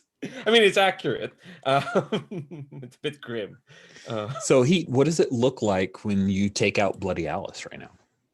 It looks like one of those scenes from the first Matrix movie where basically Heat jumps up, everything stops, the camera kind of spins around, and then we see that rush into the ground, into Alice, and the floor buckles underneath her as she's smashed into the ground. That's awesome. Yeah. And she just kind of lulls and is not crushed, so we don't see this gout of blood or guts or something come out. But we see her, kind of loll around and, out. Yeah. Mm-hmm. Nice. Cool. So Luna, let's check in with you. What's the trauma look like? I think Luna is, well, this is actually, thank God they're intoxicated now because it's still, I think they're lying on the ground, like they're kind of like just staring kind of glassy eyed at their big ass wound. And they are, it's a kind of shell shock, I guess, because this is probably like the worst they've been hurt. They're they're not used to like this kind of like grubby kind of like hand to hand kind of combat. So yeah, I think it is like, okay, I wrote down carved up. That is a good trauma. Yeah, that is literally what happened with a vibro cleaver. Who even makes vibro cleavers? Because Bloody Alice is their only customer. Okay, so once you write a trauma, you roll a d6, and on a 1, you're dying.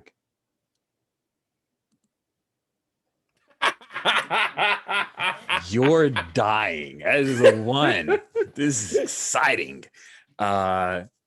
You've cleared the room for the moment, Heat. You see Luna. They are bleeding profusely. It does not look good. You hear a couple of explosions underneath you as people are trying to get up to the penthouse. Taz, you could probably deal with that, but Heat, Taz, the two of you are the only combatants who are here at this moment. We'll let Heat kind of guide this for right now. What do you do, Heat? I think I know enough combat training to know how damaged Luna is, right? And Absolutely. I think I grab. Oh, I think even better. I think I grab the. I think that it's sort of like Boris was on a beanbag chair, reclined and all of that. And I think I grab that, rip off shreds, and start wrapping it around the leg, Okay. to kind of staunch that bleeding, and then pick Luna up, in a fireman's kind of carry, and turn to Taz and says, "Let's go." And I'm not sure how to get out. Cool. Yeah, We'll 'cause I cut from blew up there. the speeder. Yeah, you blew up the Garbage. speeder. The No garbage speeder, chute. and the garbage chute's gone, right? Well, let's cut to court. Oh, okay. So, some trash comes through. Some trash comes through. Bam. Ah, my ankle, man. It should go, oh, you must be Boris. Could you move to one of the corners? Because there's probably some more garbage coming. Okay. You don't want to get hit by it. And I'm on the comm. Scram it, kid! As soon as you get him, scram it. She's like 30 count. Nice. With the speed that they were moving, I think this conversation, you guys are on like real time at this point as you're trying to Heat and Taz, you're trying to figure out how to get out of here with Luna. And Luna, you can talk, I think. I don't want you KO'd. Like you can interact, you can say words. You're just not going to move around very well. I think I've got an idea to try and stabilize Luna. Okay. So I think Taz, like, she has these cyber organs, but like it's not like she has like it's like a built-in dialysis, right? Is her toxin filter. So she's gonna like pull out like a med kit and like hook herself up to Taz because there's like some poison in that vibro thing, right? That's why it like burns. Maybe Taz sees like the telltale like burning like red lines coming out of the wound. And she's gonna like try and jack in and use her toxin filter to try and bring Luna up, like back up. But that does not solve the whole "we're stuck in the penthouse" thing. That's true. It kind of exacerbates it because it's giving time to the white rabbits who are trying to get to you. So, Taz, let's have you make a roll. I think it's going to be a single neg against you, plus you're exhausted. I'm also exhausted. You're awful tired. So it's double neg on you. 3. Make your one for roll. doing it. Cyber organs, toxin filter. I'm clearing dice. All right. So that's 3, 2. That's a 4. Yeah. All right. Dang, that 6 on Pip is scary, right? Mixed success.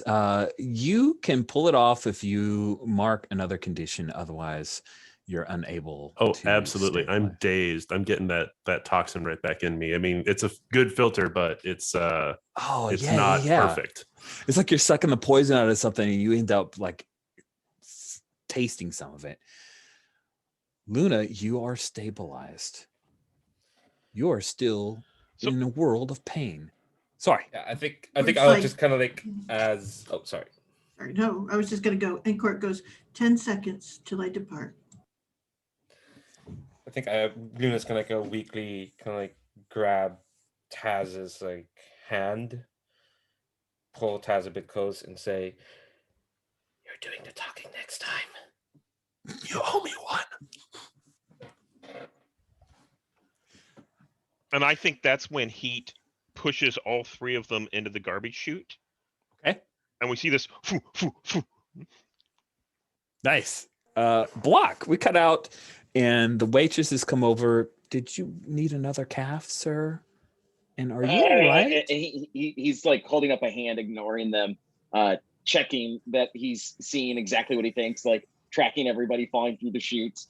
And when they're in the chutes, he begins like closing out commands and stuff like that, shutting things down in the building. No, I'm fine. I don't. One more for the road. Can I get that to go? And of course. Yeah. It's your last pink cola, sir, to go. Thank you. Ooh. That's block. So as everybody kind of hits into the garbage truck, he folds up his console and walks off into the streets to wherever it was they've already discussed laying low at. Awesome. Court, all three of the last members of your team pop down into your garbage truck. What is it that we see as you... Essentially, she turns to Jimmy and goes, yep, next, we can go now. And you essentially see her bring up like a little screen, and she's got the controls of the other truck. And essentially, she's just waiting for the time when she has to intercept. So she's set the destination. And I think that what it is it's one of our warehouses that we keep stuff. Okay. And so we're heading there. We're just going to drive in, whoop, put the door down, and we'll be good. And the other thing that you see, and I'm going to make another gear die roll. Okay.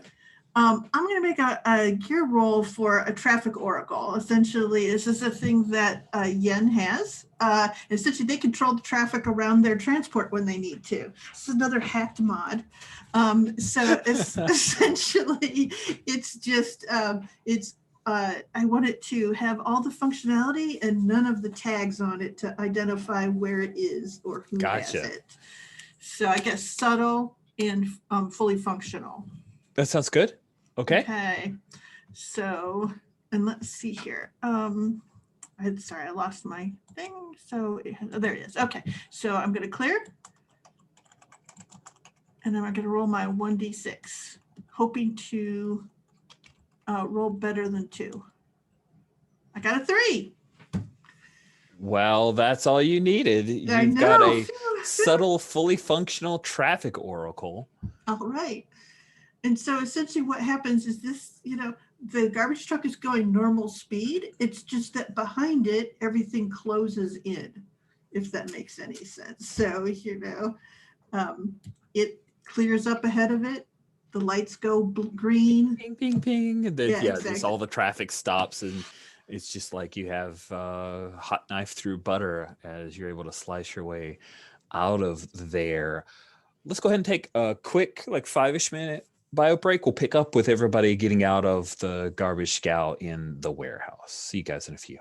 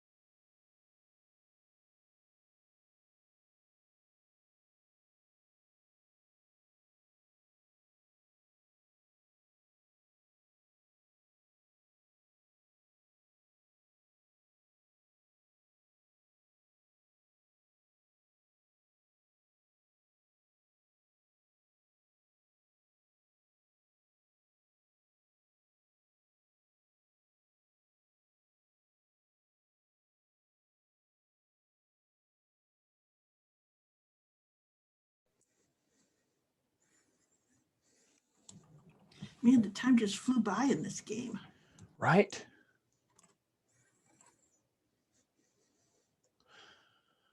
Man, I gotta clear cache for Domino's for some reason.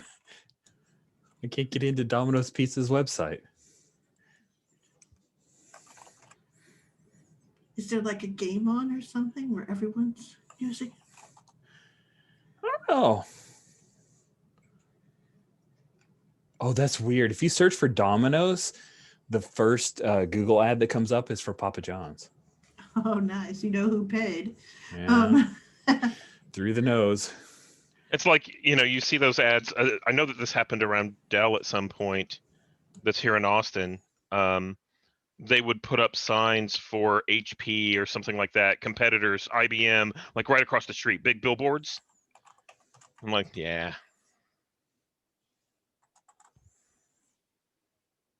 I think I'm gonna have to clear cookies. I was gonna get a pie hole. Pie holes are the best. Should turn mine back on. It's starting to drive me nuts.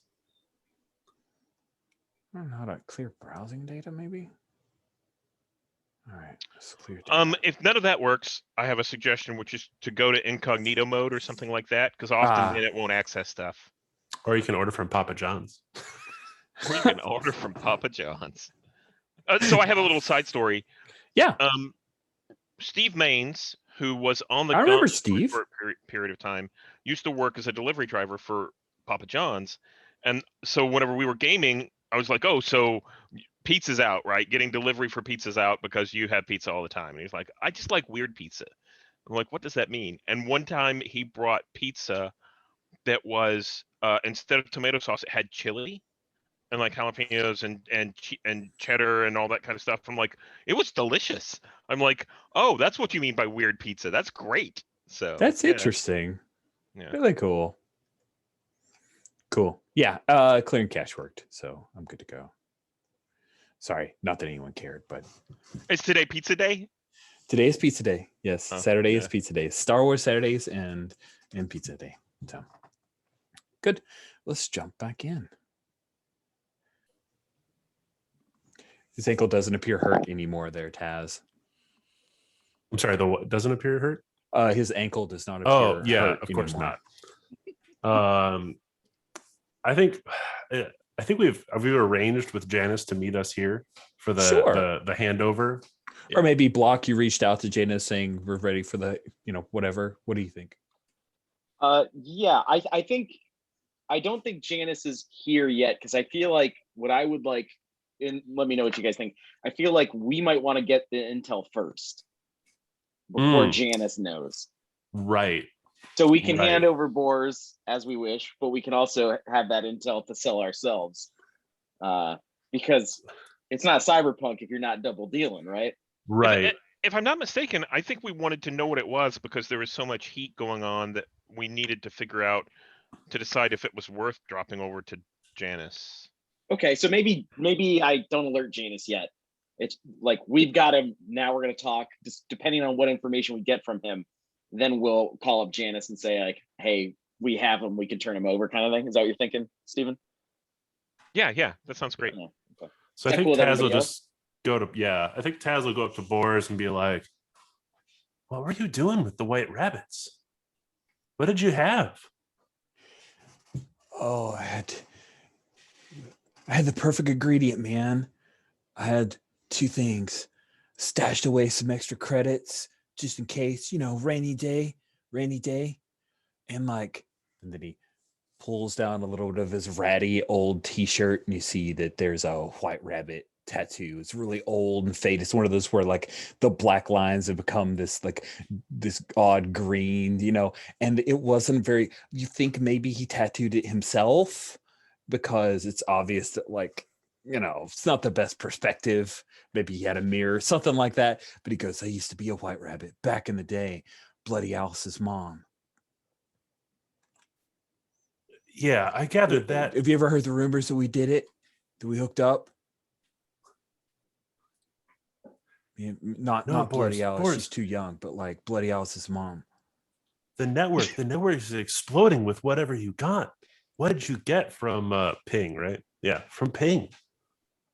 Oh, So it's really wrapped up tight. I've only pulled a few of the strings because once I saw what I saw, I had to take off. It's really dangerous for me right now, Taz. Right, Block? Really dangerous. You guys, thanks a lot. I don't have any more credits though, so I can't really pay you, but you ever need me to do some kind of like side hacks, whatever, slice into anything you want, I got it, man. No problem. Yeah. You're in some heavy stuff, Boris. What did you think you found? If you only pulled back a few layers before you backed out of the code, what do you think you have? So Pincola, it looks like that the material that they use for the protein, they've got deals with the corporate sewage treatment facility.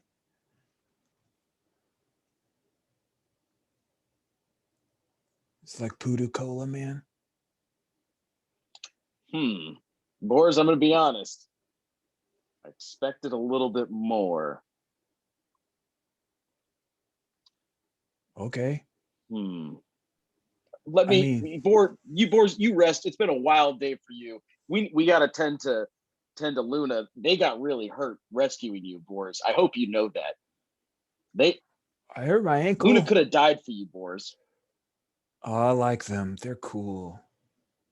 Yeah. You're cool, Luna.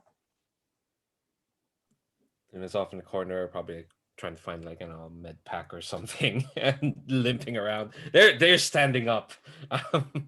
Trying to find honestly, they're trying to find a drink in this hideout.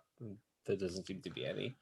Cool. Everyone may clear one hitbox because you're currently resting in safety.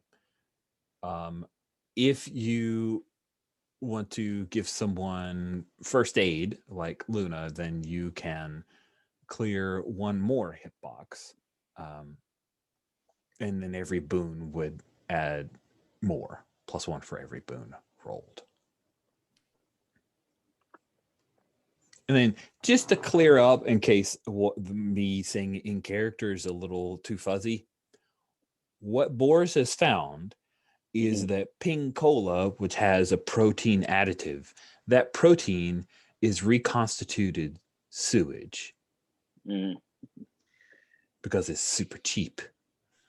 So the most popular drink on all of Serenno is basically crap cola. And Ping doesn't want that to get out. Yeah. Maybe I'm just crazy. Maybe but part of me is like, yeah, you gotta really, use every part of the buffalo, recycle, guys. It's good for you. But no, I get it. In this realm, in this world, that is also a very gross. I mean, it is a gross. You're thinking a little too Star Trek. And we're thinking Star Wars here. I've been thinking too much Star Trek lately. But okay, all right. So, I kind of move away from Boars with Taz and get the crew assembled. Speaking just with the five of us. Luna, did you find the med kit? It should be just. All right, somebody moved it. I don't know. It should be here. We keep this place pretty stuck. Did you all hear what? It's fine. I found it. I think Luna has now positioned themselves where they're lounging now, feet up, medkit strapped to the wound, and they're kind of like lying back, just like eyes closed, trying Luna, to imagine them. If we have to take that leg, I know a guy. He can get you a good one. You think it over. It sometimes, they say that the best time to get a new leg was yesterday, but the second best time is today. I've heard that. People say that places. You all heard what Boris said, what he thinks he's found. With that, what do you think we do with him and the information? Well, we need more than just his word. We need some proof. That should be easy. Yeah, maybe I can dive into the code and see what he found and maybe get a little bit further in. Whoa, man, whoa. I can pay all you guys. We just need to find a buyer. You know, maybe one of Ping's off-world competitors would want this info. Ruin Ping, and they could just move in. Boris, do you trust another corp with this information? They'll just take this secret and use it themselves. Sure, but they'll pay us first. Pay data, baby. I could take but you for out all we someplace know- nice, Luna. Pay you back. Yeah, but for all we know, someone could come in here and drop us all at any point and take whatever they want. So money's cheap, but it doesn't spend whenever you're dead. Hmm. I know what you mean, Heat. So can I send the garbage truck off now? Oh yeah, get rid of that thing. Oh, okay. Honestly, Court, if you could send it into a ditch, blow that thing up. Oh no. That would be the most obvious thing. I'll take care of it. Don't worry. All right, I trust you with it, I guess. As is right and proper.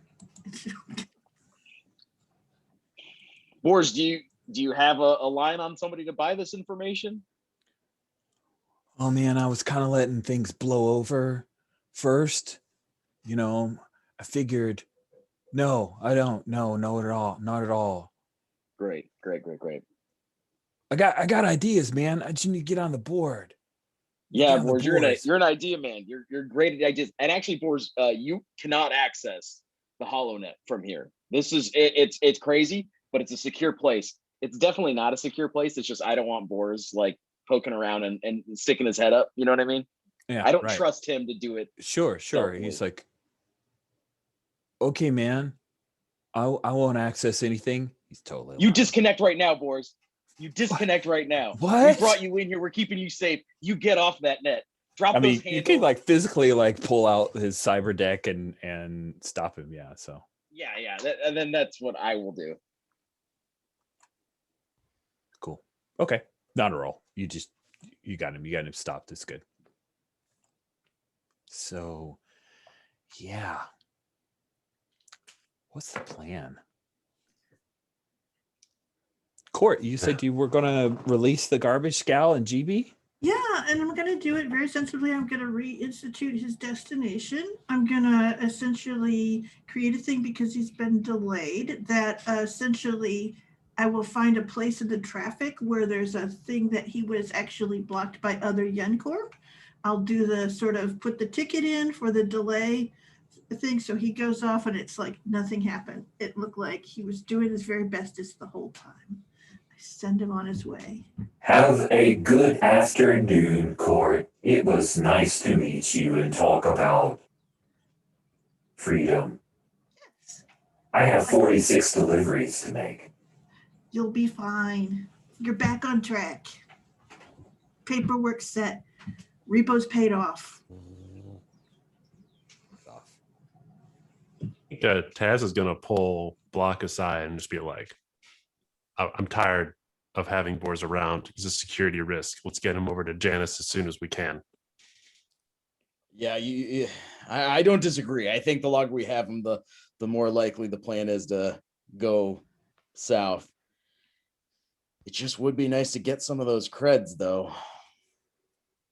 I guess. I mean, Janice will pay for it. Janice we can get it on the up and up. It would be nice to get a little bit extra. You know, I mean, Don't you have his deck? Just look at what he used. You can get in there yourself and see what's going on. Block looks up at Court. It looks down at his hands holding the deck. I'll be right back. Block is going to because it was I was gonna do it. It was I had it in my hands. Obviously, I was gonna do it. I didn't need the kid to tell me I'm fine. And he's gonna go in a room where Boars can't see him accessing the HoloNet and stuff like that. He's gonna try and slice into Boars's hard drives and stuff like that and get a better idea of what it was he found exactly. And if Boars had any notes of like who he might sell it to, kind of thing, seeing if this is something that can be flipped pretty quickly, and as well as handing Boars over, if that makes sense. You bet. So you've got 3 negs against you with some of his deck and also the core that he downloaded as well. Okay. So I will be attempting, I will be jamming, I will be slicing, and I have the data pad for it. So I'll be using 4. So 4v3. Let's use a stunt point if needed. That's right. You're fine. I'm Nothing to worry about. fine. Hey, when you do 1-to-1 and you get a 6, a 4-to-3 should be. I should probably get 4 6s, right? That's how math Sure. works. That's totally. Oh that's no. like- oh goodness. All right. I'm actually going to use a stunt point to boost the 4 to a 5. That's a those good are- call. That's yeah. what I was thinking you might be able to do. Yeah, I'm going to do that. All right, sweet. So you get a mixed success. You're able to delve into the data. As you do, you had to connect to the HoloNet, and it's too late when you realize that a traceback ping was activated. And so ping knows that this has been accessed, and Boris has no connections off world. So he has no person he can specifically go to. And yeah, this data itself is what his suspicions are. You crack it. That is what it's at. They basically, Ping is trying to maximize profits. And so that's the dirty deed that is ongoing. Seeing that this information is now confirmed and not from the horse's ass that is Boris, I think Block is like sipping on his to-go ping cola, looks at it, holds it down a little bit. It is gross. It's gross. Well, all right. He's gonna come back out to the crew, confirm. And he's not even gonna be worried about Boris hearing it or anything. He just, Boris was right. They're making Poodoo Cola over there. It's what they're doing. Bad news. They definitely know this data has been accessed. We should probably just turn him over pretty quick then, huh? Sounds great. And Taz will slap the cuffs on Boris. Great. Good. Oh, he threw some binders on it. He's like, oh, Taz, why are you going to do me that way? I've always been good to you guys. You've been a liability the entire time, Boris. You gonna let Ping do this to me? I think you mostly did it yourself, bud. Man. Court, come on, kid. You're not gonna let them do me this way. All you have to do is sign an NDA and they'll let you go. I've heard that. Court, sometimes that's all it is. Oh. Not so bad, right? Taz leans over and just goes, they're gonna turn you into cola. He just nods a little bit. So is this a thing where we jump ahead to Janice sending basically turn it over and Ping's corporate security showing up? Yeah, I think would it be possible to make a backup of this data from Bohr's tech onto my own more trustworthy sources, of course, just for future, never hurts to have leverage on somebody. Let's have you make a roll to see if you can do that. Okay, definitely. Clearing dice. Okay, clear them. And again, 3 neg. All right, your so way. 4 and 3 again. All right. Oh, baby. Look at that 6. Look at it smiling for me. Yeah. So here is what you get. Yes, you can make a full-on copy, but that means that you're bringing over the security as well. It's all one piece, like it's interlaced. Okay. So every time that you're trying to go into that thing, you got to fight your way free. But you can kind of screenshot off enough to feel like you have enough proof to go to the media. But for anything that needs to be proven, you've got to slice this thing open. But yeah, you've got it. You've got a copy. Perfect. Okay. So it's just, yeah, it's like anytime it's accessed in the future, it'll still be difficult until that is Mhm. broken. But we can turn them over and we have it, and it's no big deal.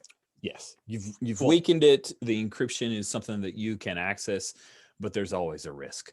And that biggest risk is you access it and something goes wrong and it pings back again. And they're like, oh, copies live, send hit teams, et cetera, et cetera.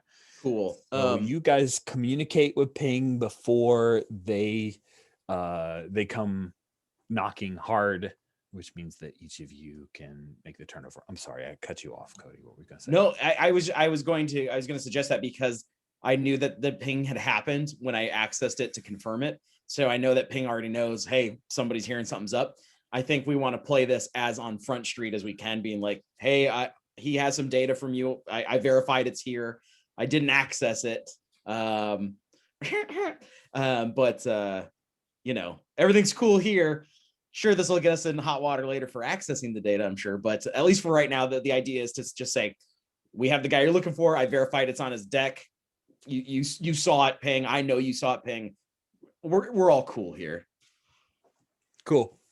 Yeah, and the corp sec that shows up from Ping, they're hard asses, but you are actually handing it over, so they're not going to try to make some kind of scene over it. So there's you get the hairy eyeball, you know, the thing where they narrow their eyes with hair from their eyelashes are covering over their eyeballs a little bit, but you guys will be in the clear. I'm really curious though, after you guys get paid, Luna, what's the plan with that pretty fragged up leg of yours? God, yeah. It's not beautiful. That leg is not beautiful anymore. It's really not. It's really annoying them. Mainly because I think, as I realized on, like I said, that Luna, this is the first time they've been injured this really bad. You know, they have a cyber arm. Like, I've been thinking, oh, they got the cyber arm for just because they want to have a cyber arm. Oh, nice. So that was an optional like modification, not a lost arm. Okay, neat. Yeah. Yeah. So yeah, they're almost kind of like yeah, I think they're around. If the thing is, like, if Bach is paying for some of this, but then again, I think Bach is just directing them to someone he knows. They don't want to. Honestly, this injury is kind of like just firmed up Luna's like drive to be out of this place. You know, deal with a better class of criminals, so to speak. So right now they're just kind of like stick with it. I mean, it'd be nice to get it replaced, but they're saving up to get out. Okay. Yeah, I think probably like that's why I've been speaking up that much. They're just kind of like letting all this wash over them. They're like, no, it's fine. I'll be paid. I'm gonna go stash it away. Try to make contact with the family, maybe. Maybe like we get a shot of like Luna like glimpse back to their place, and going, and when they get to their place, which is again not as good as what they used to have. They reach out and calm with Uncle Sunfell there. Back on the ruins of Coruscant. Yeah, well, yeah, that's the thing. They don't even know where their family is. What happened to Coruscant? Jesus. Yeah, they're all scattered. Like they have two sisters where they don't know where they are. They don't know where their uncle is. They've got two cousins. They don't know where they are either. I mean, Heat apparently has had contact with one of them, but I don't think Luna knows that. Oof. So they are just kind of like, we get a shot of just them like just scrolling through the hole and trying to see if there's any like trace at the moment. That could be a roll, but that could just be a shot. Let's keep it as a shot. I may. Yeah, because I realized I pulled away from everyone else describing all this. I like it though. It's cool. It's cool. Okay. So then just double checking the info on conditions. It looks like at end of session, these conditions will clear. And then we're gonna, with a setup, we'll say that everybody's Hits will clear as well. The only thing that sticks are traumas, which means carved up. The trauma of being carved up is still with Luna, which I think Leander, Do stun points refresh? Stunt points will refresh the beginning of next session. Correct. Gotcha. So you guys are back to 3. Cool. So experience points. This is let me get back to the experience points section. All right. Let's see. No one had botches, so that's okay. Survived the job. You got in and got out, mostly one piece. Doesn't matter whether the job's successful. Everybody gets 1 experience point. Is that it? Wow. That is okay. Oh, okay. And it's basically 5 XP to do a thing. Wow, that is not much. This is very stingy on XP. Expect you to play it for a long time. I guess so. Or there's more rolls, or I guess they expect more botches. Yeah, and yeah, interesting. I'm gonna say you guys should have gotten 1 XP from last time, and let's give you 2 for this one. Successful job, because I think being successful in your job, yes, you get paid, but I think experience point for that sounds fun too. Plus, it means that hopefully by end of next session, somebody will get an advancement out of it. That's fun. Okay. Cool. Okay, and Rich, Yes. can we do a little epilogue scene for this? I would episode? love to open up space for epilogue scenes. So. Okay, and I think that you see, Ping Corpsec taking Boars away, and then you see that truck that Corp put the droid in, and there's a sort of collision, an actually kind of big collision, because a sort of chain reaction occurs, as if somehow there were just a set of cars that were just going a little bit slowly in front of the Corpsec. So there's this big tangle, and then you see essentially Yen Corp transport people show up, and they're clearing the vehicles out, and then it gets kind of quiet because you hear woof, and then you see Boris get moved off into another truck, and then and then it all clears up. Wow, that is delightful, and a problem possibly, but yeah, good stuff. Good stuff. I like that. Any other epilogues folks want to throw for this first mission here? Yeah, I think we see Heat during this process, especially in the what do you call it, the warehouse that we had, and I think he's tending to Luna's wounds, and I think this is sort of some of the penance that you see from him, trying to bind things up, make Luna more comfortable, all that kind of process, because Luna took a hit for him. Absolutely. Nice. I think the way Taz clears her toxin filter is she has to drink a lot. And so she's getting like super drunk at the cantina, drinking lots of the blue milk to flush out her toxin filter from all the stuff that she got from Luna. Nice. And maybe like gesturing over towards Luna and Heat, as Heat's like actually doing healing. Taz is like, you owe me one. We hear more Woes to the Shepherds by Dorn Krenth playing in the background at Chipped Out Cantina. Sounds good. For Block, I imagine in between this job, he starts putting out feelers, very anonymous, very low, covert to the rivals, to Ping. Ping being backed by Warlord Zsinj, he needs somebody. He needs to support a new cola, essentially.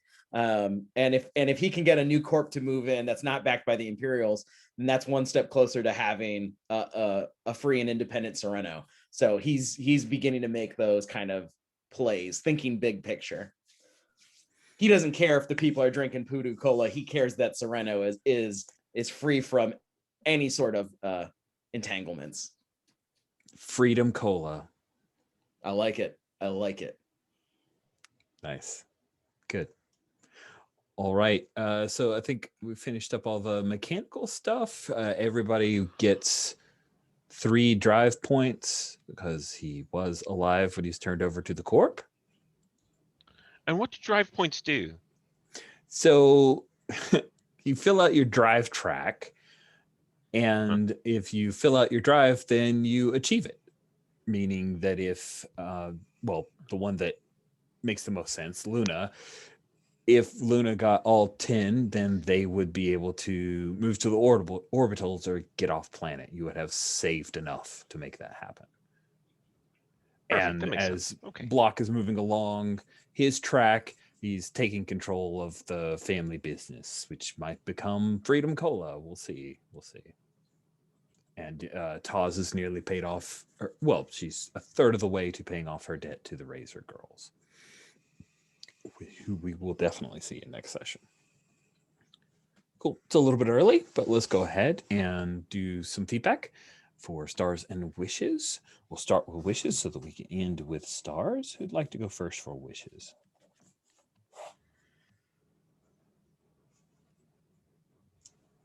I'll go first. Wishes, I would like, I hope to see the fallout of this mysterious collision and Block taking data, extra data that he shouldn't have. So I think I'm excited to see that stuff come up. And I also think I want to see a little bit more rolling, since it seems like we're supposed to be getting more botches. I kind of want to see us maybe rolling in more difficult situations. I don't know. I'm just kind of curious what that would look like. You know what I mean? I think that's what I'm feeling. Those are my wishes. Yeah, I'm wondering if I need to be throwing more negative dice your way, because otherwise I don't know how you get to Botch botches. territory. Yeah, it seems like, or maybe we're supposed to be rolling for like everything and we don't have gear for everything, so that becomes botches. I don't know. I'll think about it. Okay. Let's see if I can find any examples of other people rolling this when running this game. Cool. Thank you, Cody. Who's next? I'll go next just to keep it in character keeper order if we want to. I would like to see the Razor Girls. Oh yes, 100%. And I would also like to see a bit more of Zsinj's pseudo Imperial. I think collectively we caused enough of a commotion that it might warrant a bit of a an Imperial Lockdown? crackdown or something. That would I be agree. interesting. We are on the same page. Cool. Thank you very much, Greg, for those wishes. And since you suggested character keeper, that means the enter would be next. Yeah. At least for Luna, I want to test their commitment to this group, which doesn't seem to be much, especially after they've taken this huge hit. And Taz over there is being ungrateful about it. Well, actually, no. Heat was being very grateful. Taz was being like, you owe me.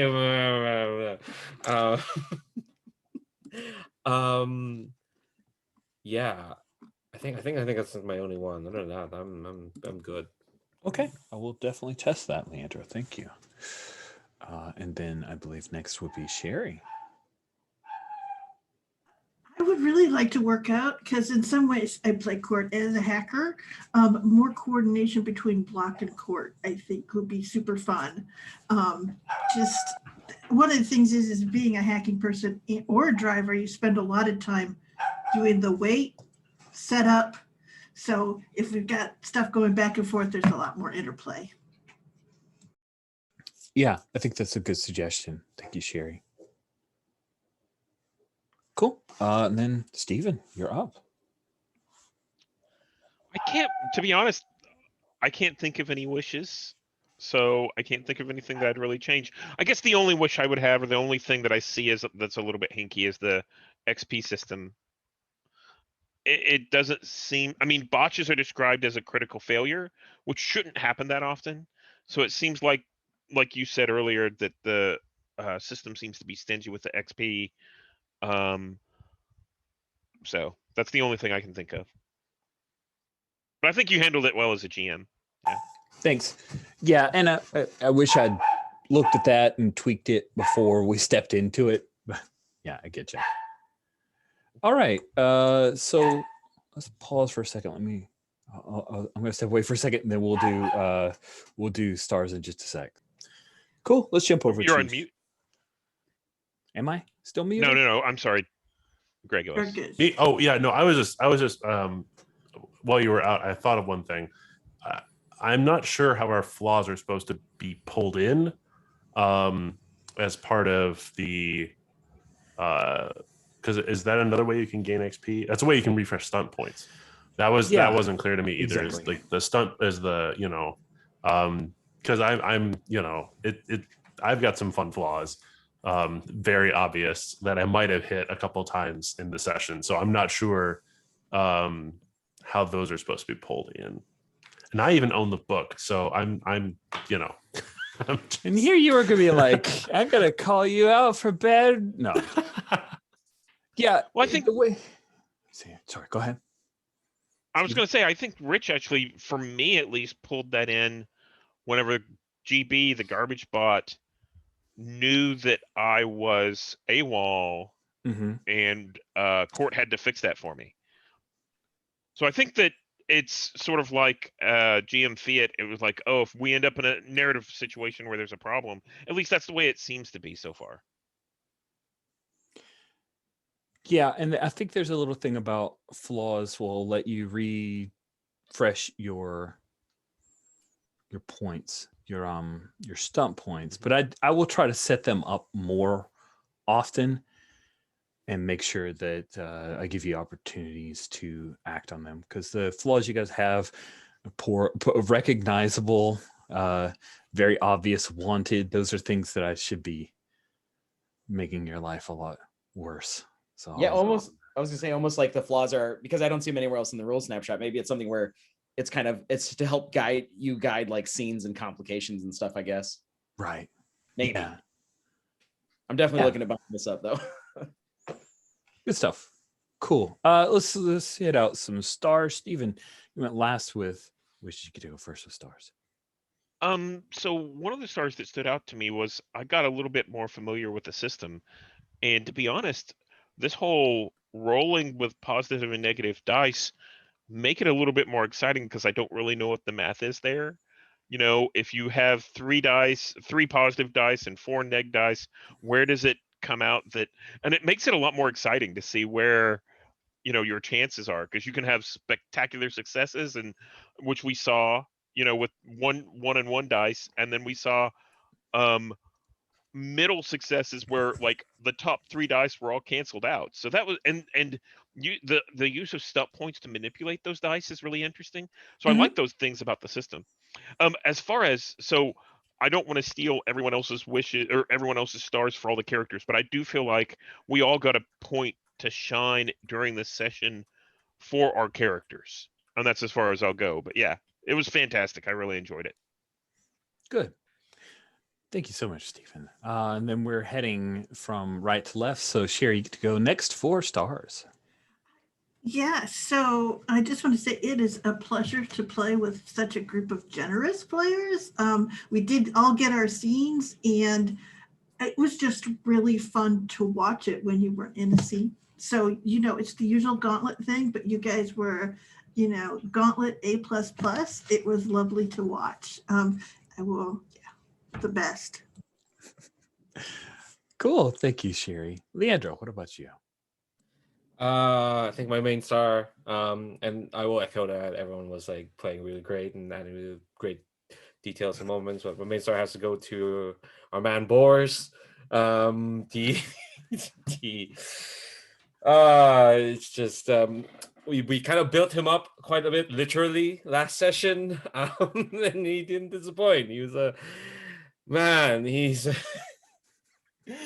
he's the kind of character you would see in a Star Wars piece of media, but cyberpunk enough to be like, oh man, it's like an extra level of annoying. I guess I kind of like that folds into my main star, which is to yourself, Rich, for running this as always, and just Thank some. Again, we all got a chance to shine because because you gave us that space to shine. So it all worked out. So thanks very much. Good. Thank you, Leandro. Greg, what about you?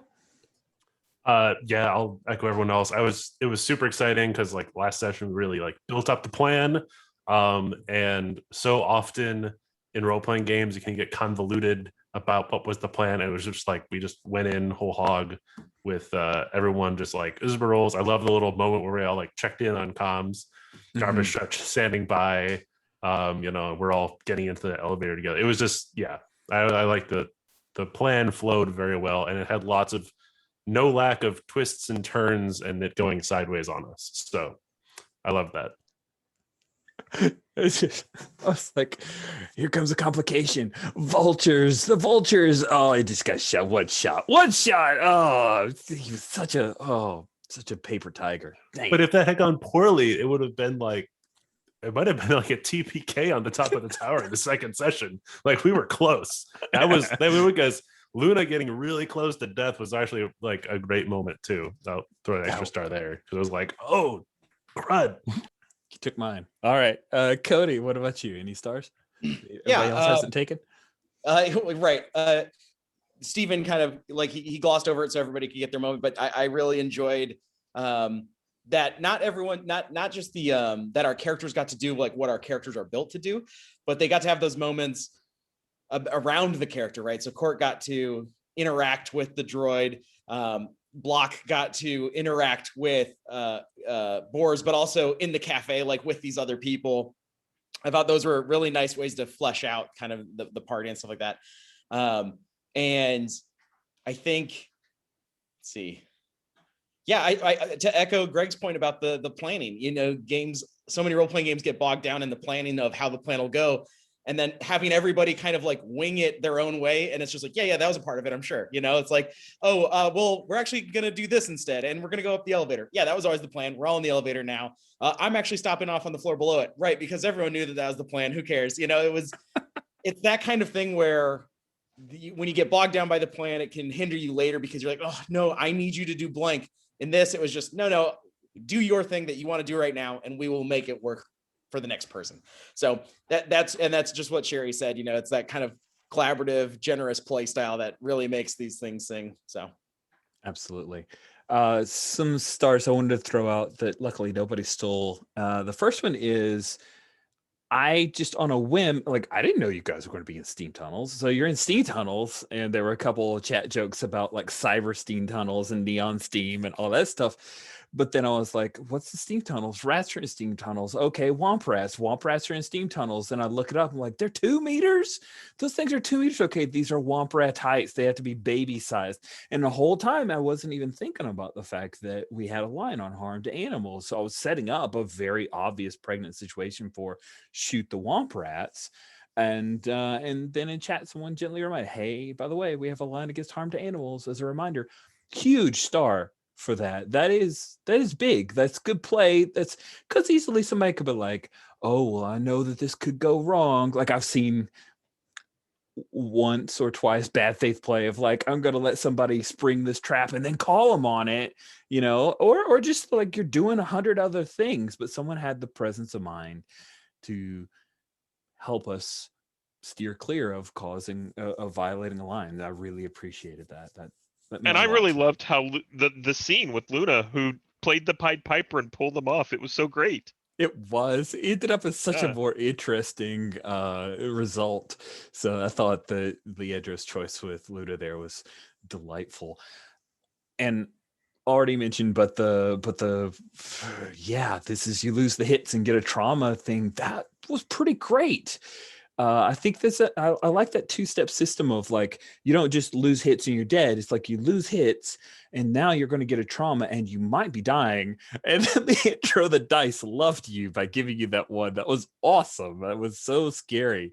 And I love the way everyone like immediately is, this was not oh yeah, I'll get to it when I can. Like that was immediate focus. Like let's resolve that, let's stabilize. And I like that a lot, even though it did end up with some grumbling after. It was great.